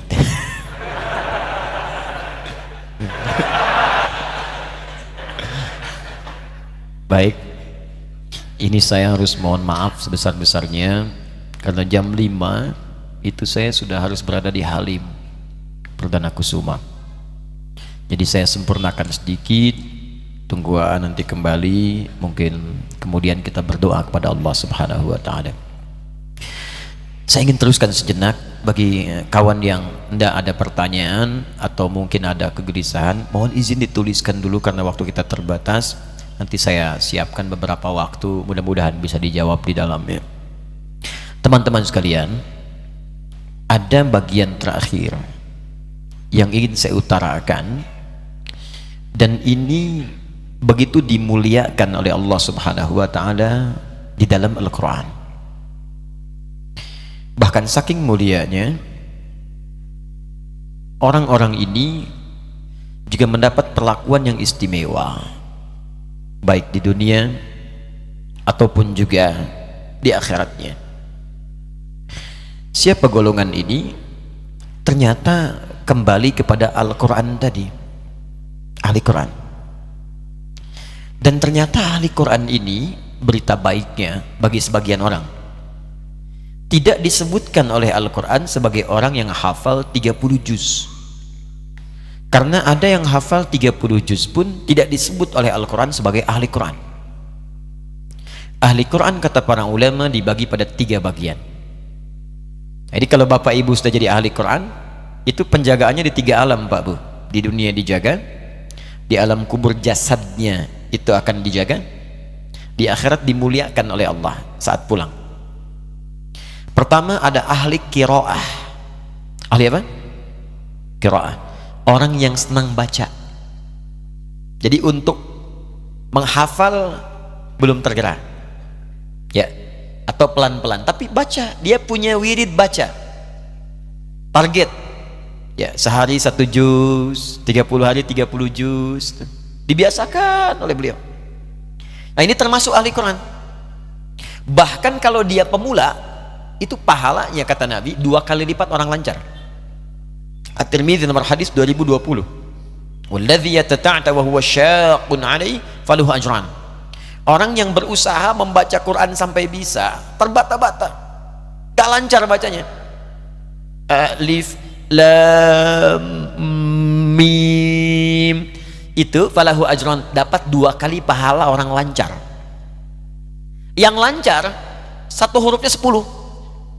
Ya, alif lam mim. Kata Nabi, walam aqul alif lam mim harfun, walakin alifun harfun, lamun harfun, mimun harfun. Alif sehuruf, lam sehuruf, mim sehuruf. Walikuli harfin asyru hasanat, setiap hurufnya 10 kebaikan. 10 kebaikan. Makanya ketika baca alif lam mim dapat berapa? 30. Yang berusaha untuk bisa baca 2 kali orang lancar, kali 30, 60. Kalau gitu saya nggak lancar aja Ustaz ya. Itu cara berpikir yang salah. Bukan maksudnya yang dia baca itu plus pahala usahanya. Yang lancar dapat 2 kemuliaan. Satu, ma'asyafaratil kiramil bararah, yang lancar baca Quran, benar bacanya, akan didampingi selalu oleh malaikat yang menjaga dia. Kalau benar bacanya, ya. Cuman sifat malaikat tuh gaib, nggak tampak. Sebab kalau tampak susah kita. Mau baca, nampak sayap, kepak-kepak. Siapa? Malaikat maut. Bisa nggak jadi. Ya, lancar bisa lebih banyak pahala dari yang belum lancar, karena kalau lancar bacaan lebih banyak biasanya dibacanya. Yang belum lancar 1 ayat, yang lancar 10 ayat, tetap akan lebih banyak yang lancar. Jarang orang lancar baca Quran cuman 1 huruf. Nun, lumayan 10. Ya dulu ah. Ada yang ngitung dosa dulu, dosa sehari ini Allahu Akbar 19 kali saya salah dihitung. Mata 5, lisan 10, telinga 4, 19 kali. Harus ditutup nih.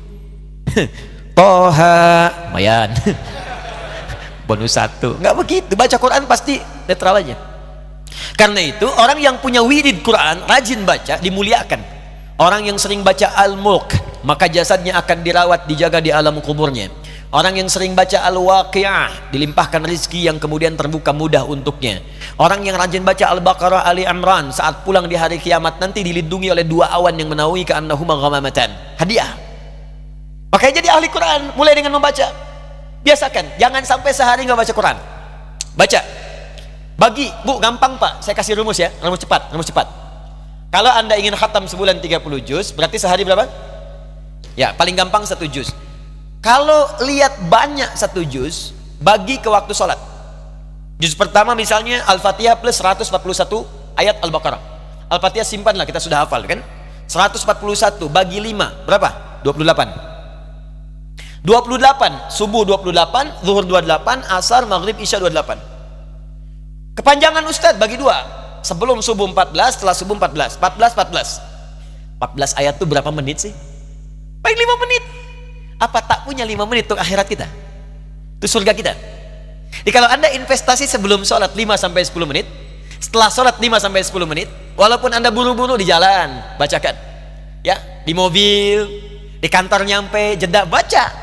Cuma 5 menit kok, 10 menit. Maka kalau dibiasakan, jadilah Anda bagian dari ahli Quran. Kalau Anda wafat sedang menjadi bagian itu, sedang baca, mau baca, buka mushaf, niat baca, wafat, jadi ahli Quran seketika. 2, ahli tilawah, rajin mengkaji. Ini kata Abu Abdurrahman As-Sulami, nggak banyak hafalnya. Mohon maaf kalau baca pun 5, 10, tapi dia suka mengkaji. Bapak Ibu pasang target ya. Misal gini, saya kan sholat tiap hari baca Al-Fatihah, masa nggak paham Al-Fatihah? Sebulan ini pengen belajar Al-Fatihah, baca. Pekan depannya dari Ad-Duha urut sampai An-Nas. Ad-Duha dulu, pahami artinya, tafsirnya, baca referensinya, sampai mengerti. Itu lebih tinggi nilainya dari yang kedua. Yang pertama, dari yang pertama. Pertama disebut qiraah, orangnya qari. Yang kedua disebut tilawah, baca dan pahami. Orang tilawah pasti membaca, ya kan? Kemudian memahaminya. Jadi orang tilawah itu dapat pahala baca, dapat pahala mengamalkan. Makanya orang tilawah dapat pahala lebih banyak dibandingkan dengan yang qiraah saja. Bikin target. Kalau mau paling gampang, saya berikan rahasia. Ini supaya kita semangat untuk bertilawah. Maaf, ini rahasia. Saya pelan-pelan sampaikan. Kalau bisa Anda keluarkan ayat-ayat Quran sesuai dengan profesi dan kebutuhan kita. Kedengaran suara saya? Kalau bisa keluarkan ayat-ayat Quran sesuai profesi dan kebutuhan kita. Contoh, ya, saya mohon izin, ini ada di atas hilang satu. Kalau pesawat sayapnya hilang satu, jatuh nanti. Ya, alhamdulillah. Tahu ya? Baik. Anda berapa tahun jadi ibu? Berapa tahun jadi ayah? Kenapa tidak mengeluarkan ayat-ayat Quran tentang ibu, tentang ayah? Nikmati itu, kaji, amalkan. Berapa tahun jadi anak? Keluarkan ayat-ayat Quran tentang anak, ada semuanya. Anda yang pebisnis, keluarkan ayat-ayat bisnis. Penuntut ilmu, keluarkan ayat-ayat belajar, ada semua. Cara cepat menghafal, ya, cara cepat mudah mengingat, bagaimana mengingat supaya nggak lupa. Ada 4 jenis, tapi di Quran memberikan yang kelima. Pertama kan cepat ingat, lambat lupa. 1. Ya. Yang kedua, cepat ingat, cepat lupa. Ya. Yang ketiga, lambat ingat, lambat lupa. Yang keempatnya agak repot. Lambat ingat, cepat lupa. Nah, kita nerangin sama berdua. Jam 2 mau pamit. Paham? Belum. Terangin lagi, paham? Iya Ustadz. Keluar masjid, lupa lagi. Tapi kalau Anda ikut pada manhaj Al-Quran, Allah akan berikan yang kelima, yang belum banyak didapatkan di bumi. Cepat ingat, sulit lupa. Jadi mau lupa aja sulit, bukan mau ingat. Mau lupa susah. Biasanya kan yang begitu utang. Ini ilmu, kaji. Nah, ini nomor 2, tilawah. Beruntung saat sedang tilawah tiba-tiba wafat ahli Quran. 3, itu yang penghafal, pelan-pelan. Penghafal mulai, ya, penghafal Quran itu, Bu, Pak, ini rahasia besar di Quran. Disebut penghafal yang benar bukan yang 30 juz, tapi yang mampu mengamalkan hafalannya. Silahkan buka Quran surah ke-35 ayat 32, paling kiri agak ke atas. Thumma awrasnal kitab alladhina astafaina min ibadina faminhum zalimun li nafsi, 1. Wa minhum muqtasid, 2. Wa minhum sabiqum bil khairati biiznillah, 3. Ini yang ketiga yang betul. Kata Allah, saya wariskan Al-Quran kepada sebagian hambaku. Cuman sayang, ada yang hafal 30 juz, hafal sebagian, banyak hafal, cuman zalim. Zalim, jadi nggak diakui oleh Allah sebagai ahli Quran. Padahal penghafal Quran, cuman nggak diakui oleh Allah. Ya Allah. Zalim itu menempatkan sesuatu bukan pada tempatnya. Gelas untuk minum, gayung untuk mandi. Ada orang minum pakai gayung, mandi pakai gelas. Zalim. Ada orang hafal mulai ayat-ayat pendek sampai yang banyak ayat, tapi nggak diamalkan, bahkan bertentangan dengan ayat yang dia hafalkan. Zalim. Dia hafal qul huwallahu ahad, hafal kan? Dia katakan hanya Allah Tuhan yang esa, hafal ayatnya, hafal suratnya, cuma kalimatnya mengatakan semua agama sama, menuju pada Tuhan yang sama, cuman caranya beda-beda. Zalim. Zalim. Nah, golongan yang kedua, muqtasid. Muqtasid ini paket hemat. Jadi baru untuk dirinya, ke orang lain belum. Apa sampai 30 juz, mojok-mojok, kadang di tembok gitu kan, kadang ngulang-ngulang, bahkan nggak pakai mushaf gitu kan. Kadang-kadang kita duga sedang ngapain, kita sedang baca, dia sedang duduk kan, kita ingatkan, ayo atuh murojaah. Aduh maaf, saya sedang murojaah katanya. Ya, kadang kenapa? Dia hafal. Cuman ketika diminta, silahkan tuh jadi imam. Aduh, saya belum sempurna. Itu muqtasid, paket hemat. Baru untuk dirinya, belum bisa berbagi. Tapi yang hebat kata Allah, wa minhum sabiqum bil khairati biiznillah. Ada orang yang menghafal sedikit-sedikit langsung mengamalkan. Itulah ahli Quran. Hafal ayat untuk riba, tinggalkan riba. Hafal ayat jujur, praktekkan jujur. Hafal ayat untuk toleran, praktekkan toleransi dengan cara yang benar. Lakum dinukum waliyadin, bahas, hafalkan, praktekkan. Itulah ahli Quran. Kalau hafal 30 juznya sempurna, kemudian dia berusaha mengamalkannya. Jadi berusahalah Pak Bu dari sekarang, pelan-pelan. Mudah-mudahan sedang mengulang, tiba-tiba datang malaikat maut. Saking kita sedang tenangnya baca Quran, gak sadar tiba-tiba meninggal. Makanya panggilannya tenang, ya ayat Tuhan nafsul mutmainnah. Baca. Gak apa-apa, jangan dibayangkan 30 juz dulu, tidak. Belajarnya ikhtiarnya. Patok dulu misalnya juz amma sekarang, dari ad-duha ke bawah. Setelah hafal ad-duha ke atas sampai an-naba, pelan-pelan baca. hafalkan sampai status kita saat meninggal sebagai ahli Al-Quran. Allahu a'lam sampai di ayat yang mana kita pulang kepada Allah Subhanahu wa taala. Itu yang ingin saya ajak. Saya bermohon kepada Allah Subhanahu wa taala semoga kita diberikan taufik, bimbingan Darut Tauhid. Saya bermohon pada Allah semoga selalu diberkahi oleh Allah Subhanahu wa taala, bertambah nilai-nilai kebaikannya, khusus untuk guru kita Kiai Haji Abdullah Gimnastiar Agim, semoga Allah sehatkan, jaga beliau dengan keluarganya, diikhlaskan dalam dakwahnya, dan insya Allah diteruskan juga oleh kadar-kadar yang lebih baik untuk bisa melanjutkan perjuangan di pesantren ini. Bapak Ibu sekalian, seperti tadi saya sampaikan, saya jam 5 mohon izin harus ada di Halim. Karena itu mungkin mohon izin saya ingin mengantarkan dengan doa, kalau diperkenankan doa khusus. Ini mungkin pemberian terbaik yang bisa saya persembahkan di Milad Darut Tauhid. Yang kedua, saya dengar juga akan membuka pesantren ya untuk akhwat ya. Ya silahkan jadi Uthmannya ya, atau menjadi Bilalnya, Bilal dengan tenaga. Kita lihat kalau mesti harus dirapikan, kita datang dengan tenaga. Kalau bisa jadi Uthmannya dengan biaya, kita bantu. Mungkin masjid akan dilebarkan atau ada wakaf dan sebagainya, silahkan, supaya kita sama-sama berjuang berdakwah. Saya juga bersinergi, dan saya juga insya Allah tadi sampaikan ada mulai menghafal Quran. Di sini ada program, insya Allah kami akan kirimkan khusus untuk mula menghafal. Kami punya mushaf itu ada beberapa, bukan punya, astagfirullah, jadi Allah titipkan, kita cetak gitu ya, kita mau kirimkan. Jadi ada yang taisir 10 juz untuk pemula, naik nanti ke juz 30, kemudian ada yang untuk tilawah.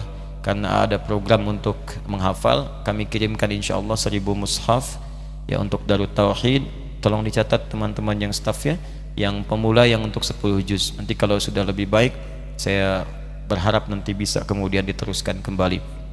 Yang kedua, insya Allah kami bersinergi dengan saudara-saudara kami di Timur Tengah, dari Al-Azhar ya, dari juga Timur Tengah yang lain, dari Sudan, dari Saudi, yang mungkin nanti kalau ingin disinergikan dengan Darut Tauhid, saya nanti akan sampaikan ke mereka. Mungkin nanti ada guru-guru bisa mengajar di sini ya, bisa berbagi ilmu. Saya senang berbagi karena tidak ada yang kita miliki, semua milik Allah Subhanahu wa taala.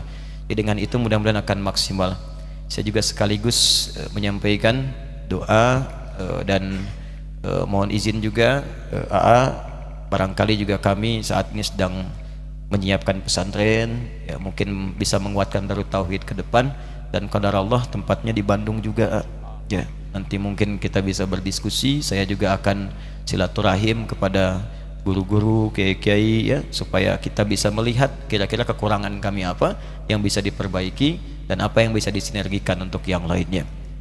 Baik Bapak Ibu sekalian, saya mohon izin untuk berdoa, mohon keikhlasan, kekhusyuannya, dan mudah-mudahan dengan keikhlasan itu Allah yang Maha Pemberi mengabulkan apa yang kita mohonkan insyaallah. Alhamdulillahirabbil alamin, hamdan syakirin, hamdan na'ibin, hamdan yuwafi ni'amahu wa yukafi'u mazidah. Ya Rabbana lakal hamdu wa lakal syukru kama yanbaghi li jalali wajhikal karim wa li 'azimi sultanik. Allahumma salli wa sallim wa barik ala rasulikal karim nabiyyikal amin habibina Muhammadin wa ala alihi wa sahbihi wa dzurriyyatihi wa ummatihi ila yaumiddin. Allahumma ya Rabb, inna nas'aluka khaira ma sa'alaka rasulukal mustafa nabiyyuna Muhammad sallallahu alaihi wasallam. Ya Allah yang Maha Pemberi tanpa batas, kami memohon kepadamu ya Allah segenap kebaikan yang pernah dimohonkan oleh Rasulmu tercinta Nabi kami Muhammad sallallahu alaihi wasallam. Wa na'udzubika min kulli masta'adza bika anhu rasulukal mustafa nabiyyuna Muhammad sallallahu alaihi wasallam. Dan kami berlindung kepadamu ya Allah dari semua jenis keburukan yang pernah diperlindungkan kepadamu oleh Rasulmu tercinta Nabi kami Muhammad sallallahu alaihi wasallam. Rabbana ya Ghafur, wasi'at rahmatuka kulla syai', la tada' lana fi maqamina hadza dzamban illa ghafartah. Ya Allah yang Maha mengampuni, sungguh rahmatmu lebih luas dibandingkan dengan ancaman dan siksamu.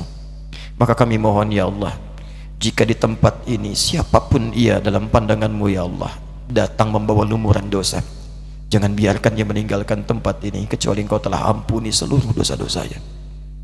Wala hamban illa farajtah. Ya Allah, jika ada di antara kami yang hatinya tengah gelisah, jangan biarkan dia meninggalkan tempat ini kecuali Engkau telah tenangkan keadaan jiwanya. Allahumma wala asiran illa yassartah. Duhai Allah, Jika ada di antara kami yang tengah Engkau uji dengan kesulitan seberat apapun, di rumah tangganya, di pekerjaannya, mohon ya Allah dengan keikhlasan amalnya angkat ya Allah dan mudahkan seluruh urusannya. Wala maridan illa syafaitah, jika ada di antara kami yang sakit ya Allah, mohon sembuhkan dengan kesembuhan terbaik darimu. Allahumma tubna ilaika taubatan nasuhan, asli ahwalana ma yuqarribuna ila ridhak, tubna minal ma'asi. Allahumma hdi ya Allah kullal asat liyatubu ilaik qabla wafatihim. Ya Allah, kami bertobat kepadamu ya Rabb dari semua dosa yang pernah kami lakukan, kecil ataupun besar, nampak di hadapan orang ataupun tak nampak. Kami bertobat ya Allah. Kami mohon bimbing kami untuk berubah jadi lebih baik dalam pandangan-Mu ya Allah. Kami bertobat ya Allah, kami bertobat, dan kami mohon ya Allah, jika ada pelaku maksiat di sini, di sekitaran kami, atau teman bergaul kami, tetangga kami, kerabat kami, ataupun bahkan keluarga kami yang masih berbuat maksiat sampai hari ini, ya Allah mohon sentuh hatinya. Ya Allah mohon berikan cahaya pada jiwanya untuk bertaubat sebelum ia wafat. Kami mencintai mereka ya Allah, jangan Kau pisahkan kami dengan mereka di akhirat nanti karena maksiat yang mereka kerjakan. Allahumma idza kana hunalika ya Allah min jiwarina ghairil muslimin, Allahumma hdihim ilal Islam. Ya Allah, jika ada teman kami di kantor, tetangga kami, kerabat kami, atau bahkan keluarga yang sampai hari ini belum mendapat hidayah, kami mohon kepadamu ya Allah, pemberi hidayah tanpa batas, tanamkan cahaya Islam dalam jiwa mereka ya Allah untuk mengucapkan syahadat sebelum mereka wafat ya Arhamar Rahimin. Allahumma ya Rabbal Alamin, alimna ma yanfa'una wa alimna ma jahilna. Ya Allah, kami merasa kami bodoh, kami merasa kurang pengetahuan, maka kami memohon kepadamu yang punya sifat alim, ajarkan kami pengetahuan yang benar ya Rabbal Alamin. Berikan kami kemampuan untuk memahami apa yang kami pelajari, bimbing kami untuk mengamalkan apa yang telah kami pahami. Allahumma idza kana hunalika dhunub fi hadzal makan min al-aba al-mu'aththir lil 'aila faghfir lil aba. Ya Allah, jika ada ayah-ayah pelaku maksiat di tempat ini yang dengan maksiat bapaknya, anaknya berdampak dalam hidupnya ya Allah, maka mohon ampuni dosa para ayah ya Rahman Rahim. Allahumma ighfir lil ummahat idza kana hunalika ya Allah min al-'asat allati tu'aththir ila abnaiha faghfir lahunna. Dan jika ada para ibu ya Allah yang masa lalunya pernah bermaksiat, sekarang pun masih bermaksiat, yang dengan maksiatnya berdampak kepada anak keturunannya ya Allah, mereka jarang sholat, mereka susah mendengarkan ayat-ayat Al-Quran, mereka sulit mendekat kepadamu karena perilaku maksiat orang tuanya, maka ampuni dosa ibu bapaknya ya Allah. Allahumma ighfiril aulad, ya Allah ampuni dosa kami para anak-anak ya Allah. Kami belum mampu membahagiakan kedua orang tua kami ya Arhamar Rahim. Kami pernah membentak mereka dengan lisan kami ya Allah. Kami pernah berperilaku yang tidak pantas terhadap ayah kami ya Allah. Idza kana ya Allah hayyaini farzuqna ni'matan nasrahuma. Ya Allah, jika kedua orang tua kami masih hidup, beri kemampuan untuk membahagiakan keduanya ya Allah. Wa idza kana wahaduhuma ya Allah maitaini aw maitan fanawwir qabrahu ya Rabbal Alamin. Rizukna al-fursat lina'mal as-salihah ya Allah litarada minal amwat. Jika satu atau keduanya telah wafat mendahului kami, maka mohon lapangkan kubur mereka ya Allah. Berikan cahaya di kuburnya dan beri kami kemampuan ya Allah untuk beramal saleh, menerangi kesendirian ya Allah ayah ibu kami di alam kuburnya. Allahumma ya Arhamar Rahimin, idza kana hunalika min baqiyati ayyamina faj'al baqiyata ayyamina ya Allah hayatan thayyibah. Ya Allah, kami tidak tahu kapan pulang kepadamu, namun jika masih terbuka lembaran kehidupan bagi kami esok hari atau lebih panjang, maka mohon jadikan sisa hidup kami lebih baik daripada sebelumnya. Kami ingin berubah jadi orang baik ya Allah. Kami bertobat. Kami malu disebut baik oleh orang dunia, tapi masih banyak aib di hadapan-Mu. Bimbing kami ya Allah, bimbing kami. Kami mohon jangan tinggalkan kami ya Rabbal Alamin. Allahumma idza kana hadzal yawm min akhir hayatina faj'al akhir hayatina husnal khatimah. Dan bila hari ini kami mesti pulang menghadap kepadamu ya Allah, kami mohon jadikan hari ini husnul khatimah untuk kami. Khaffif lisanana linaqula kalimat at-tauhid la ilaha illallah. Ya Allah, Jika kami berhadapan dengan sakratul maut pun di hari ini, mohon ringankan lisan kami untuk mengucapkan kalimat tauhid la ilaha illallah di sakratul maut kami. Wajib ya Allah kalimatina ya Allah bidu'aika wa binidaika ya ayyatuhan nafsul mutmainnah irji'i ila rabbika radiyatan mardiyah fadkhuli fi ibadi wadkhuli jannati. Kami mohon ya Allah, kelak jika kami mengucapkan kalimat tauhid itu, mohon jawab dengan panggilanmu yang indah. Hei jiwa-jiwa yang tenang, cepat pulang kepadaku. Aku ridha dengan semua amalmu, engkau pun akan ridha. Engkau pun akan ridha dengan pemberianku. Masuk golongan hambaku yang soleh, aku siapkan surga untukmu sekarang. Allahumma ashtaqna bi Rasulillah sallallahu alaihi wasallam. Lam narahu ya Allah fil manam wa lam na'ish ma'ahu fil hayat. Ya Allah, kami merindukan Rasulullah sallallahu alaihi wasallam. Kami tak pernah hidup dengan beliau di dunia. Jarang bermimpi atau bahkan tak pernah melihat beliau di alam mimpi kami. Kami rindu Rasulullah ya Allah. Kami rindu Rasulullah. Allahumma la tudayyi fursatana bil liqa'i ma'a Rasulillah fi jannatikal firdausil a'la. Ya Allah, kami mohon pertemukan kami ya Allah dengan Rasulullah di hari kiamat nanti di surga terindahmu. Ma'ailatina, bersama seluruh keluarga kami ya Allah. Aqribaina, kerabat-kerabat kami wassalihin minal mu'minina wal mu'minat. Ya Allah, bersama seluruh orang soleh, mu'minin, mu'minat, muslimin, muslimat. Allahumma ya arhamar rahimin, khusuka bid-du'a di hadzal ma'had darut tauhid. Ya Allah, kami khusus berdoa bermohon kepadamu ya Allah untuk pesantren Darut Tauhid ini. Allahumma barik hadzal ma'had mubarakan taman kamilan alladzi tarda wa tuhibbu. Ya Allah, anugerahkan curahan berkah dan rahmat bagi pesantren ini dengan keberkahan yang Engkau cintai dan ridai. Allahumma nawwir hadzal ma'had ya Allah. Nawwir hadzal ma'had li yarfa' min la'i kalimatika ya rabbal alamin wa rayatul Islam. Ya Allah, berikan cahaya pada pesantren ini agar pesantren ini mampu melahirkan orang-orang baik yang bisa memberikan cahaya Islam dimanapun mereka beraktivitas. Allahumma ya Allah, fadh kulla mushimi hadzal ma'had khasatan muassisihi akhuna ya Allah al-ustaz Kiai Haji Abdullah bin Nastir wa ailati. Ya Allah, kami mohon anugerahkan keberkahan, penjagaan terbaik kepada seluruh yang berkontribusi hadirnya makmurnya pesantren ini, khususnya pada para pendirinya, khusus kepada sahabat kami, guru kami Kiai Haji Abdullah bin Nastir beserta seluruh keluarganya. Allahumma fadhu ya Allah hifdhan kamilan afiyah. Ya Allah, jaga kesehatan beliau, anugerahkan penjagaan terbaik. Allahumma jannibhu minal fitnah ya Allah tadarrah. Ya Allah, jauhkan beliau dari fitnah yang bisa menyakiti keadaan beliau dan keluarganya. Allahumma ja'alhu minal mukhlasin. Ya Allah, jadikan beliau termasuk orang ikhlas dalam berdakwahnya. Allahumma ja'alhu ya Allah minal muttaqin. Ya Allah, bimbing beliau supaya bisa selalu meningkatkan takwa dalam dakwah dan ibadahnya. Allahumma alhiqna ma'ahu fi kulli ya Allah fadaili ya arhamar rahimin.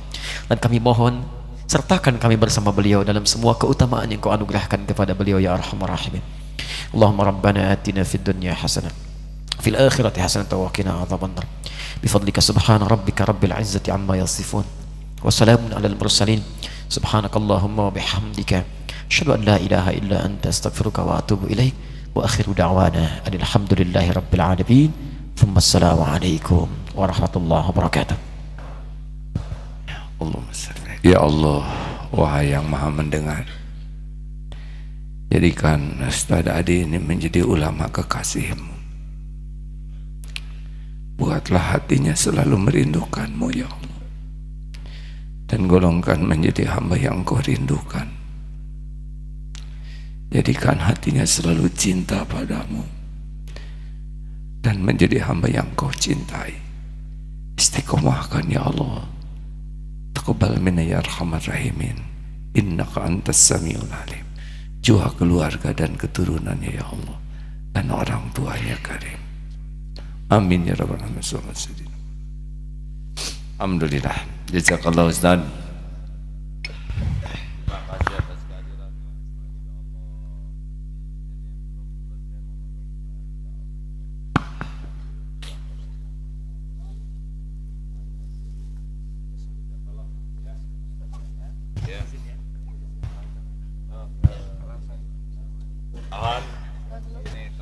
Tenang rekan-rekan sekalian. Alhamdulillah sementara beliau duduk dulu lah. Masya Allah. Guru saya sedang sakit dan sakitnya parah. Beliau merasa tidak lama lagi akan berpisah dengan kita, dengan saya, muridnya. Tetapi beliau sangat bahagia dengan keadaannya dan bahagia dengan usianya yang tidak lama lagi. Yang saya tahu beliau selalu cinta dan rindu kepada Allah. Kita doakan sama-sama ya. Semoga guru ini, saya tetap berharap guru saya diberi kesembuhan dan diberikan kesempatan untuk lebih lama menyampaikan ilmu-ilmu dan bimbingannya. Allahumma sholli wa sallim. Ya Rabbana sa'idil ba'si ya Allah. Asbihu ya Allah, la shifa illa shifa'uk. Shifa la yughadiru saqam. Amin ya Allah. Terima kasih hadirin.